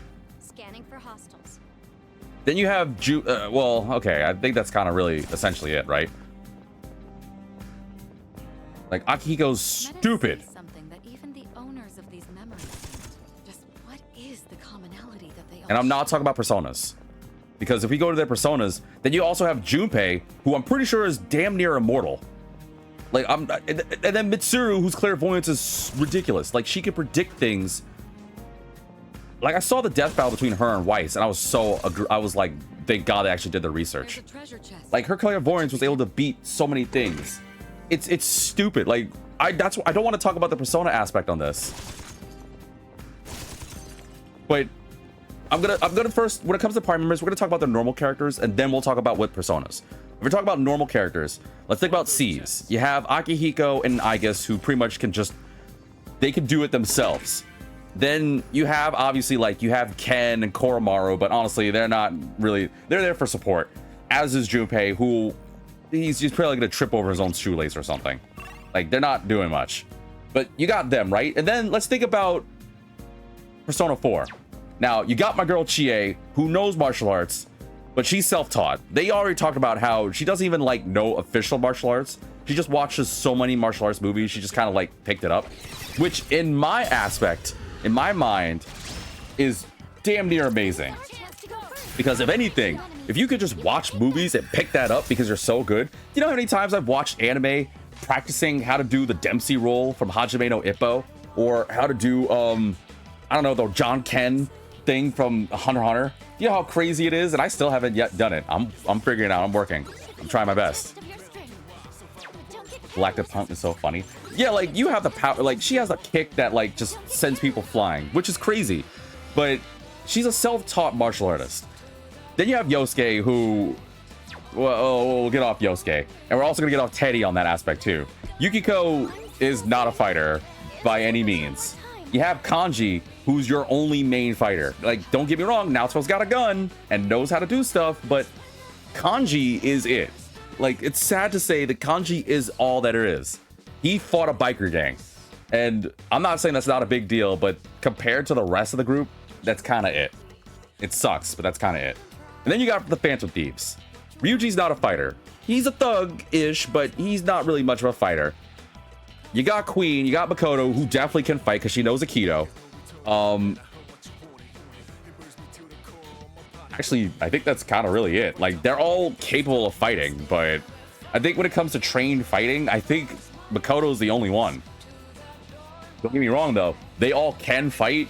Well, most of them can fight, but I'm pretty sure the only actual trained fighter in the Phantom Thieves is Makoto because she learns Aikido. Then again, though, unlike 4 and like 3, they do train themselves to actually, like, do it because they have to. Because unlike 4 and 3, they have to go through the palaces and the metaverse. They train themselves on how to, like, do all the, like, the flips and everything. When you play Persona 5 Strikers, it shows them actually, like, doing these things. Like, they even talk about how they get tired and stuff. They're, like, not peak physical performance, but they have to be damn near close to do these things. Sorry, I was just distracted by thinking about this. Try light. But that's just them normally, right? So let's talk about personas. If you add the persona aspect to it, I actually think that's where the investigation, or excuse me, I think that's actually where the investigation team actually takes it. I think the investigation team has the best personas. Now, don't get me wrong, Junpei is damn near immortal. I'm not saying he is immortal, but I think the investigation team is the strongest. While they don't have a single weakness, that sucks. Now, at the time of this video, only the investigation team has proper 3rd tier evolutions. And I say proper for a reason, because Reload, I thought they would maybe incorporate something, but they haven't. No, you can't. In fact, I'm not even gonna bother with this one. You guys are gonna do this. I need health. So you guys fight. These doesn't have 3rd tier evolutions.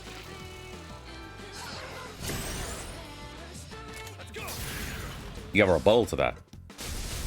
To the aspect of the 3rd tier evolutions? Is it in regards to Persona 5 having theirs? Because I think their 2nd tier evolutions are supposed to be like considered stronger. Well, when it comes to lore. Like obviously in game, you'll have like William, who is stronger than Satan Taisei. But if you think about the lore of them, Satan Taisei is a freaking god. Phantom Thieves, I would say, capable of beating up C's on 2nd form, not lore-wise, combat-wise.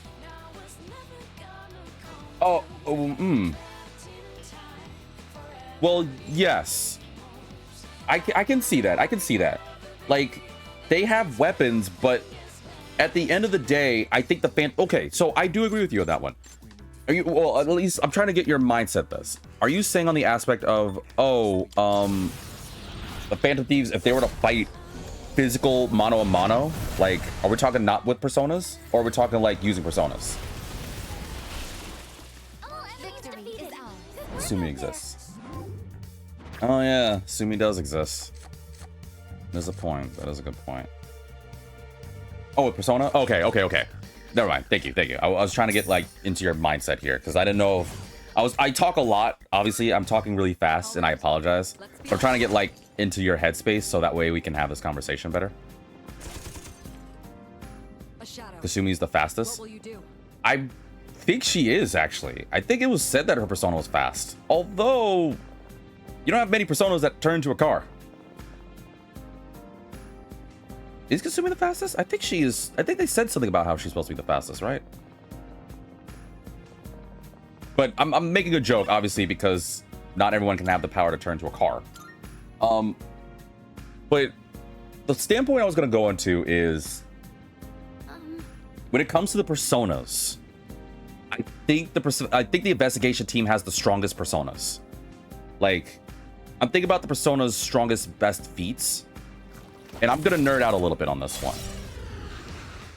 For one particular character, I think the investigation team destroys. Now, this is something that I don't know many people may know. And this is... I'm not going to say whether it's canon or not, but I'm pretty sure I think it is canon. And it's crazy to me. So, here's the thing, right? You have the C's, right? I know everyone's gonna be like, dude, the C's team is the strongest. There's no way, blah, blah, blah. Let me tell you something. Remember how I said that you have people like Akihiko that's stupid? You have Aigis that's powerful. You have Junpei that's darn near immortal, mate. What if I told you that there's a character in Persona 4 that can literally overwrite what your persona can do? And I'm not joking with you. There is a character in the investigation team who can be like, oh, for example, let's say this person fights Akihiko, and Akihiko has Caesar who can block electricity and whatever. Let's say that this person can say, oh, you know what? Now you're weak to electricity and you're weak to fire just because I want it to be. Then we're talking about Naoto. So there is a manga, I think it's a light novel actually too, called Persona X Detective Naoto, where it details like a future Naoto who's like, for a lot of reasons, way hotter than she should be. But it establishes like later on powers of personas, and her persona has the power to rewrite other personas. Like, ow. Do you not know how ridiculous that is? Let's say you have a persona that knows all the ailments. Let's say you have a persona that nulls all the elements. Let's say you have a persona that makes you invincible to anything.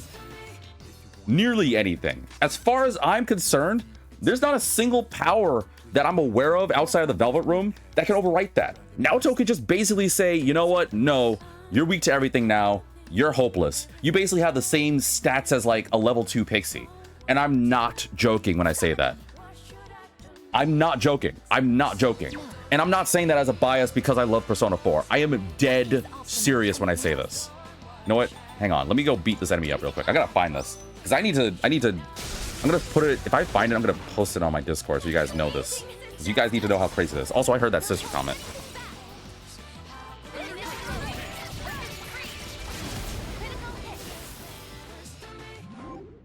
Persona 4. I'm getting my phone.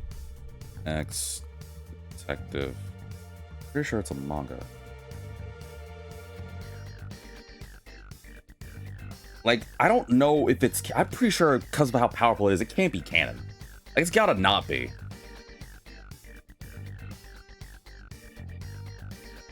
Like, there's... It's so ridiculous that I really want to think it's non-canon, but...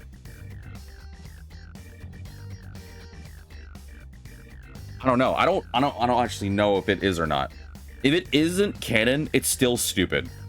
Here we go. So I just went to a wiki for it, or I went to the Megadami Tensei wiki about it. But it's ridiculous. Her power is just so freaking ridiculous. For those who don't know, it's supposed to take place. I think it's supposed to take place like a year or two after Persona 4. Like, she goes to like do various investigations. But I gotta find like the article that talks about her persona's power. And when I do, you're gonna be like, that's so stupid. Maybe it's on TV tropes. Audie says, to be fair, she's gotta compensate for how crap she is in Persona 4. The problem is she just gets there too late. Like, it'd be better if they had more time with her. Like, people make jokes about Haru not having screen time. I think Naoto like is there too when it comes to gameplay time. What should we do about the door? It's your call. I don't have much on Deirdre, so maybe I can fight something real quick and get a Deirdre. And while I do fight something, I gotta find this like point. You guys need to know, it's so ridiculous. I'm not making this up. I remember looking it up and be like, why does Naoto have this? So while they fight, today.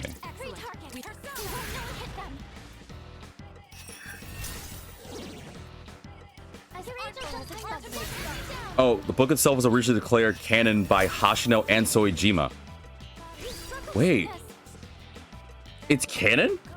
Sorry, I'm going on a different website now, and they're saying that the book is originally declared. I can't speak today. Jesus. The book was originally officially declared canon by Hashino and Soejima. But because of the existence of Persona 4 Arena Ultimax, it's almost retcon. So now I'm getting two different answers here. Whatever. I'm going to say it's non-canon here, but it's still stupid. I still got to find this point. I'm going to screenshot it when I do. I'm looking. I'm scrolling through this as quickly as I can. The automation was a success. Good work out there. Like, where is it? Where is it? Where is it? Where is it?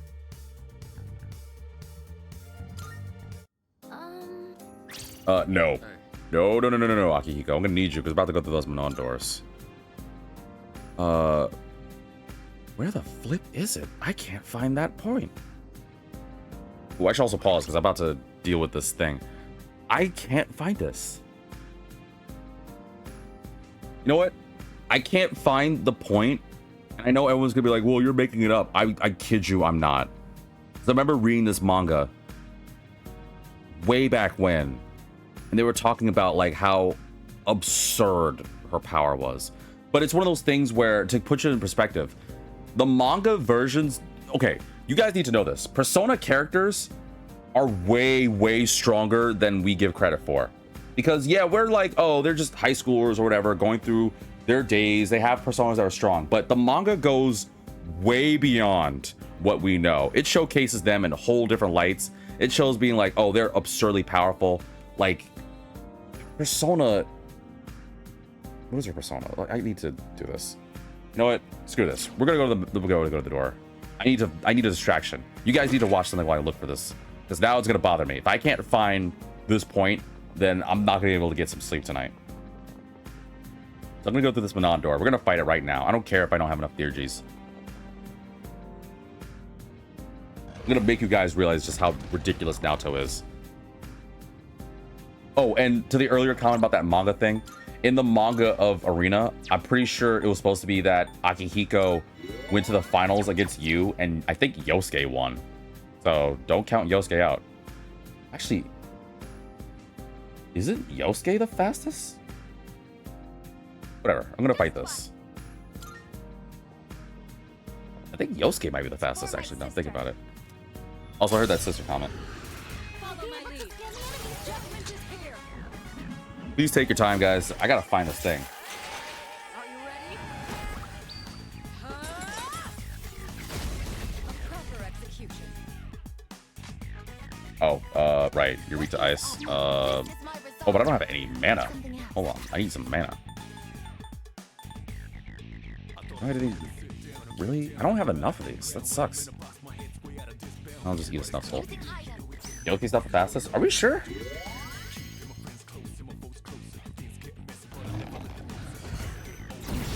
Ow!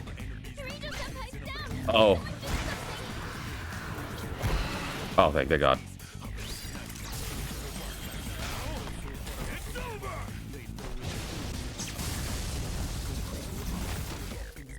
What is her persona's thing?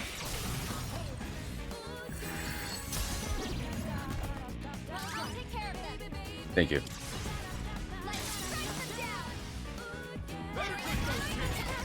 I heard that sister, by the way. Now you've done it. Get him, Mitsuru.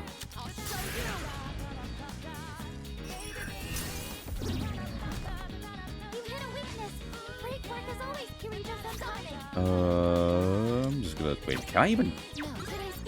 Actually, yeah. Let me just know. Can I chop it? Damn it! That's why I didn't. Yosuke's not the fastest. Oh, you mean in Persona 4? Well, I meant in general when it came to 3, 4, and 5. Like, I'm pretty sure Yosuke's really fast. Like, way faster than we realize.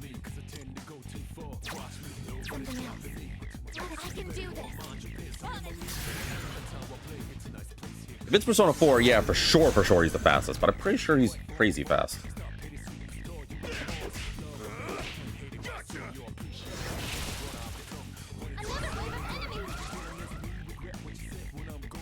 Sorry, while I'm playing this game, also, like, I'm just skimming through, like, various websites. I'm trying to find it. I'm trying to find a credible source. So that way I can tell you guys just how ridiculous. Ow.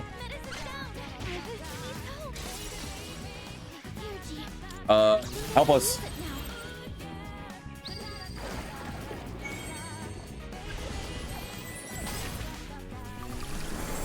Thank you. Woo! That's what I need to see. Don't know what you're weak to, huh? Light? Probably not. Nah, didn't work.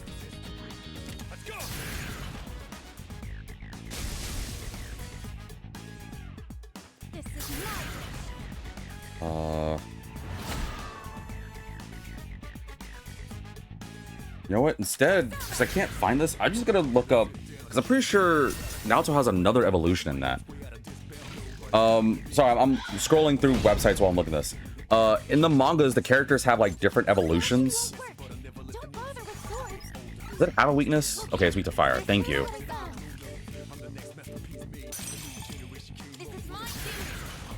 God, it's frustrating trying to figure that out. Yeah, there we go. Amatsu Mikaboshi. That's your name. I was trying to figure out what the flip your name was. That's Naoto's new evolution that she gets specifically in Persona 4 Detective, Persona X Detective Naoto.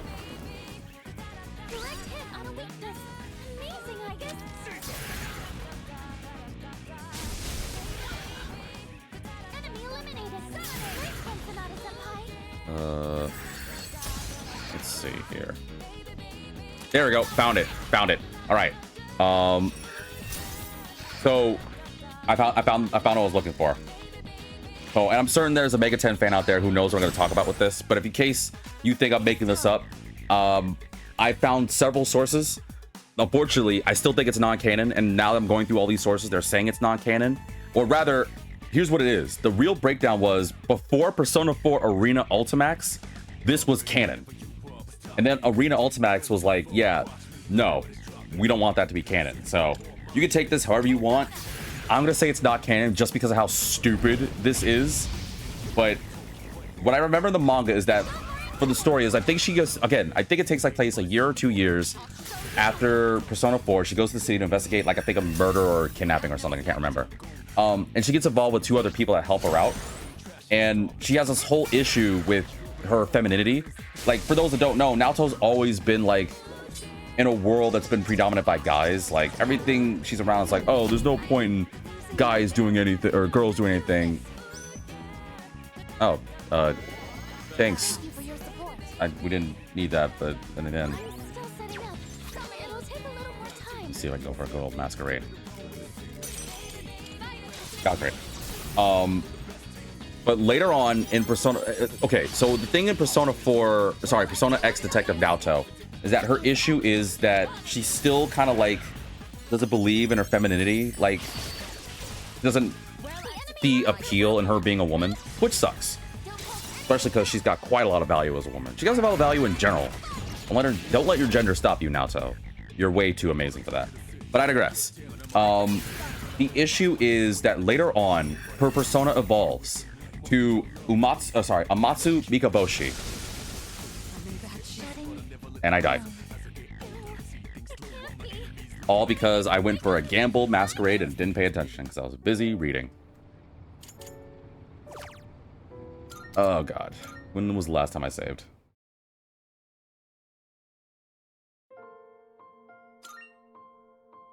Did I save before No, I don't think I saved before I went to this area. Oh god, I did too much for risk. I was not paying attention. I went right in there. Damn it. That's what I give for looking up Persona 4. This is why I gotta stop looking at Persona 4 stuff. It's throwing me off of my Persona 3 game. You know what? Before I get into this, I'm gonna just go right... Oh, well, actually, what time was it? Frick. I don't even have much time in the video. Am I really gonna end this episode in a terrible way? Oh, this is such a bad way to end the episode. Alright, well, you know what? To make up for it, I'm gonna tell you this right now because I gotta make up for it. That sucks. I'm so sorry. God, how many times have I died in this playthrough so far? I think that's my second time dying. Where's my third time? I think it's my second time. I don't remember. Let me tell you this right now. So in Persona X Detective Naoto gets this ability when her persona evolves. Her persona evolves to Amatsu Mikaboshi, and she later on gains a unique ability. So what's interesting is Amatsu Mikaboshi is designed as a persona that's not meant for combat capabilities. It's meant to be support based. So think of it kind of like her persona basically becomes similar to like a navigator support persona. So like Rise before later, like she's the opposite of Rise, which is why Rise low-key is obviously really powerful. If you don't know, Rise is low-key powerful because she starts as a support persona, but later on gains combat capabilities.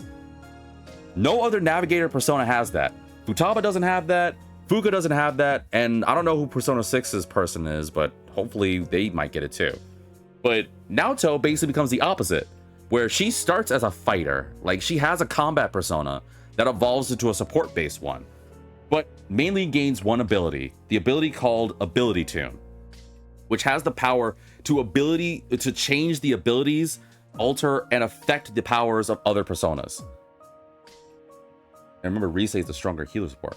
That's true, but to be fair, I think she's the best navigator, but I'll go on that later. Naoto's persona in Detective Naoto has the power to change the stats and capabilities and effects of any persona that she's around.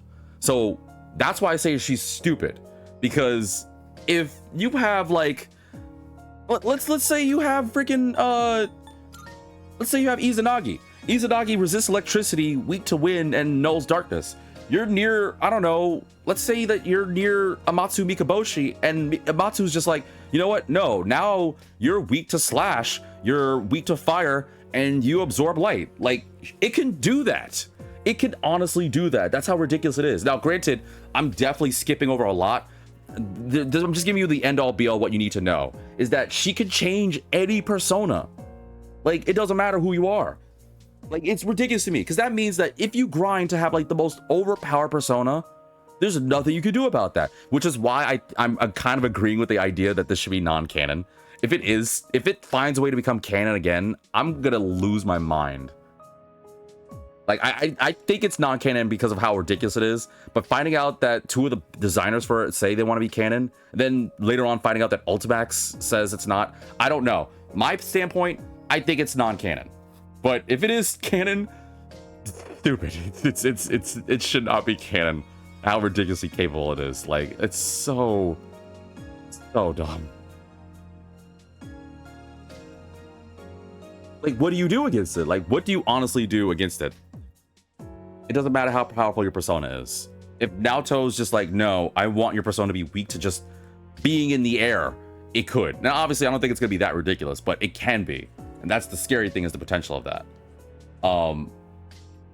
But to end all be all, I want to finish this last debate, because I guess this is gonna be just the whole thing between the story of 4 and 5. I think 4 has the strongest personas, because 4 actually has properly growing, stronger personas in 3rd tiers.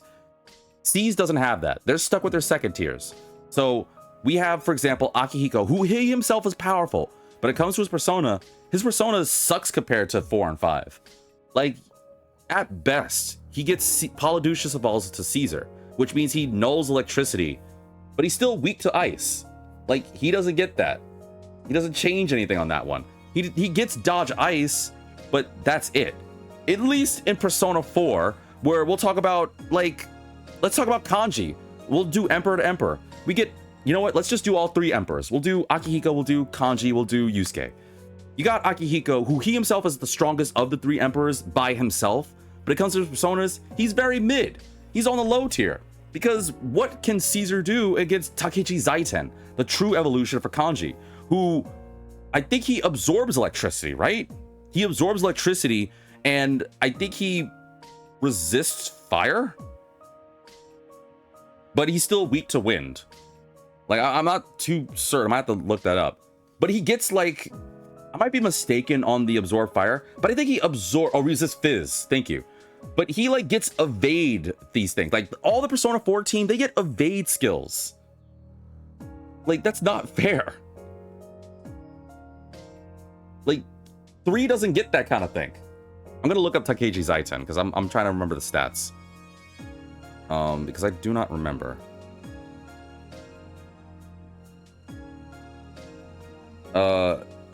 You're right, Adi, you're right. I looked up the stats. So Takechi Zaiten, he absorbs electricity. I was right about that. He resists physical attacks, but he's still weak to wind. So I was right about that. But it's still crazy that he gets that. And then you got Yusuke, who, not Yosuke, Yusuke, who gets Gorokichi. And Gorokichi is definitely the most stylish of the personas. But he's still better than Caesar on top of Kanji's gigantic stats. Exactly. Like, Kanji already was ridiculous, but to go to Gorokichi, I'm pretty sure what does he do? I think he resists wind. I might have to fight check. I might have to look that up, but I'm pretty sure what makes Persona 4 better is that they're the only group that absorbs the elements, because I'm pretty sure Gorokichi blocks ice and just gains another resistance, but he's still weak to fire. Like, I think Gorokichi resists wind. Like, Persona 5, the characters, except for Joker, they get, like, whatever element they specialize in, they block. So, to make it easier to explain, in Persona 3, a character gains a resistance and gains a block. That's what they get from their evolution. So, when you have, I'm using Akihiko for this, you have Polydeuces. Polydeuces is weak to ice and then resists electricity. He evolves to Caesar, who, as you can see, nulls electricity, but still weak to ice. Then we're going to Gorokichi, where I'm pretty sure Yusuke blocks. Well, when he goes with Goemon, we gotta go in order. With Goemon, he resists ice, he's weak to fire. Then you get Kamo Susanoo, who I'm pretty sure nulls ice completely, but he's still weak to fire. But then, which is basically the same level as Akihiko. But then he gets Gorokichi, where he blocks ice. I'm pretty sure he resists wind. So he gains a random resistance, which to me, I thought was cool. But then you talk about Kanji, who he just gets better because you have Taki Mikazuchi, who is weak to wind and resists electricity, right? Then you have, what is the second one? Not Kitekichi Zaiten. Rockten Mao. You get Kanji's Rockten Mao, who nulls electricity, but he's still weak to wind. And then you get Takeji Zaiten, who absorbs electricity and gains a new resistance to physical attacks, but he's still weak to wind. Like, only Persona 4 characters, their personas gain the ability to absorb their elements. I don't think 3 and 5 get that. I'm pretty sure 3 and 5 don't get that. Like, granted, you could give them equipment and stuff to like set them up to make them evade, things like that. But I'm pretty sure only 4 gets this ability. Like, you can name any of the characters. Yosuke's like third evolution, Yukiko's third evolution, Chie's third evolution. They all get the ability to absorb the element they specialize in. And that's why it's just better. Like, it's definitively better. On top of their own stats and abilities, their personas are still the best personas of 3 and 5. Now, obviously, if you talk about base forms, like, I think Persona 4's personas are the strongest. Persona 5's personas are the coolest looking. And I think that's where Persona 3 is lackluster. Like, their personas look cool, don't get me wrong, and their animations are awesome, but I think Persona 3's personas are kind of mid in their own right. Like, I'm not hating up Persona 3. Before anyone takes my words like, oh, well, clearly V's biased. I'm definitively saying this. I think the Persona 4's personas are just way better. Remind me how character Persona 4 are taking damage for other members? Oh, wait. So, like, they protect each other?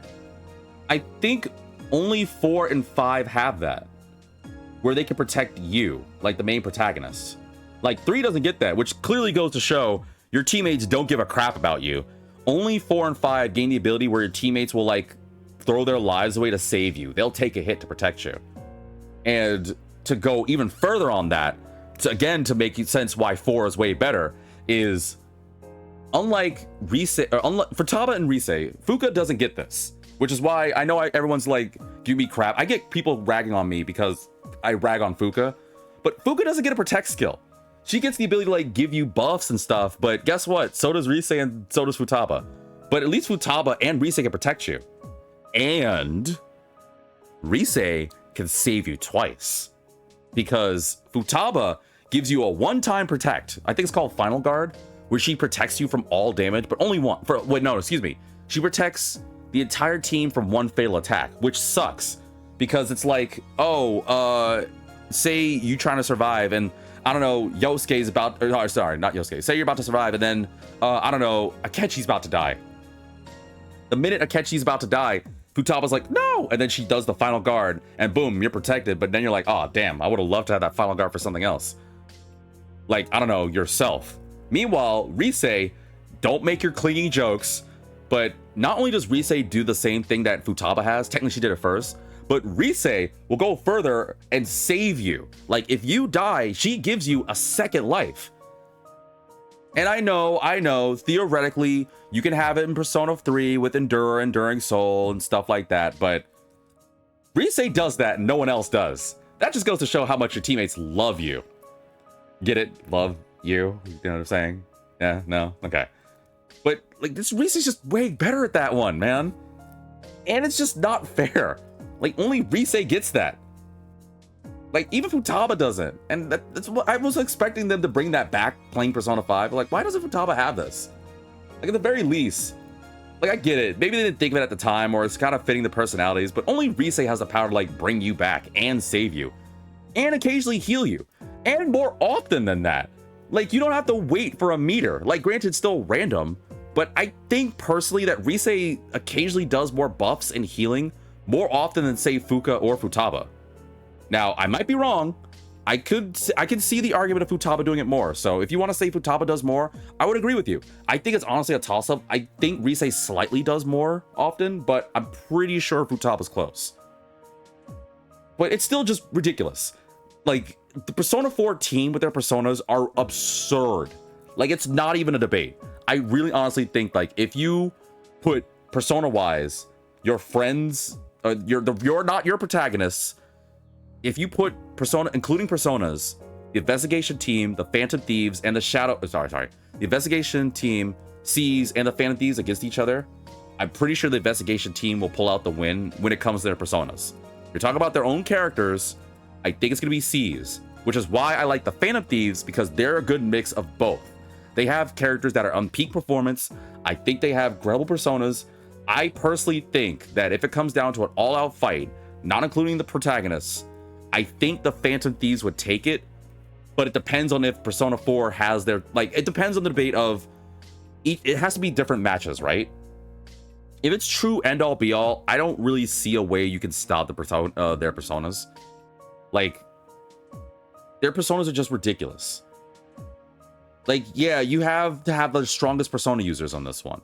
You have Aigis, who herself is overpowered, don't get me wrong. But you have Junpei, who's immoral. You have Akihiko, who's stupid. But then you get to Persona 5, who just has the peak of their capabilities, who can block the elements and gain extra resistances to elements. But then you get Persona 4, who, what can you do against them? Like, what elements can you use against them? You can't fight the investigation team with personas, because they'll just absorb it. And then, of course, you're like, oh, well, then you just have to you just have to corner them. You have to have, I don't know, Yukiko go up against Mitsuru. That way Mitsuru would beat him. Wrong, because they're going to oppose each other. And then you got to think about, like, the investigation team is not going to let one person aside. And then C's just... Ugh. I may not be making sense. I apologize. I'm not making sense. But the end all be all, because I'm going along this tirade, is if we're going to do an all-out fight, and I actually kind of want to have this debate again. When I play Persona 4, I definitely want to talk more about this again. But I think the end-all be-all is, if we're going to do a fight between the investigation team, between the Phantom Thieves, and between the Seas squad, I think there needs to be some rules set aside. One, we can't include the protagonists. Otherwise, it's just going to be, I know everyone's going to do a whole favoritism thing. And despite my love of you, I personally think Joker is the strongest. Even though, yes, I know Minato does hold back, and I know Yu does beat the flipping crap out of Izanami. Don't get me wrong, I love Yu the most. But I think Joker would take it, personally. And I'm not including Naoya and Tatsuya. We don't talk about Naoya. He can go back to his whatever he's... What is Naoya even doing? We don't want to talk about Persona 1's protagonist. And I know Tatsuya rewrote the universe, but whatever. He did his job. He's done. If we're going to do a fight between them, we can't include the protagonists. That's got to be its own separate fight. If we're going to do a fight, we need to talk about whether we're going to include the personas, or we're going to talk about at their best possible condition. And we also got to do... And I know everyone's going to be like, well, what about the environment? I'm thinking like this whole fight has to be in some like merging world between Mementos and the TV world and the Dark Hour, where everyone can like use their personas and their powers as fine as they can. Like, they're at peak condition. And I'm not including the manga feats. If I include the manga feats, then whether it's canon or not, Naoto will basically destroy every single persona user. So then it's going to come down to a physical fight between Aigis and everyone. And someone needs to fact check me on this, because I don't know. Can Aigis be hacked? I think she can. I don't want to think she can, but I think she can. And if so, then that really kind of like screws overseas. Because if you take away Aigis from that, you have Akihiko. And that's it. Like, no one else is going to stand a fighting chance. And while Akihiko's tough, Kanji, I think, can match at levels and times of toughness. And again, there's the whole issue of personas. Akihiko's not doing much against a persona that can, like, for example, throw Akihiko against Noir. They give Noir freaking Lucy with Life Wall, or even a Tetrakarn. What can Akihiko do? Every punch Akihiko does is just going to go back to him. And then he has to rely on his persona.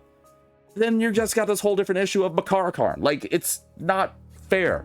Like, I think Persona 3, their personas are too mid. They themselves are good. Mostly Akihiko and Aigis.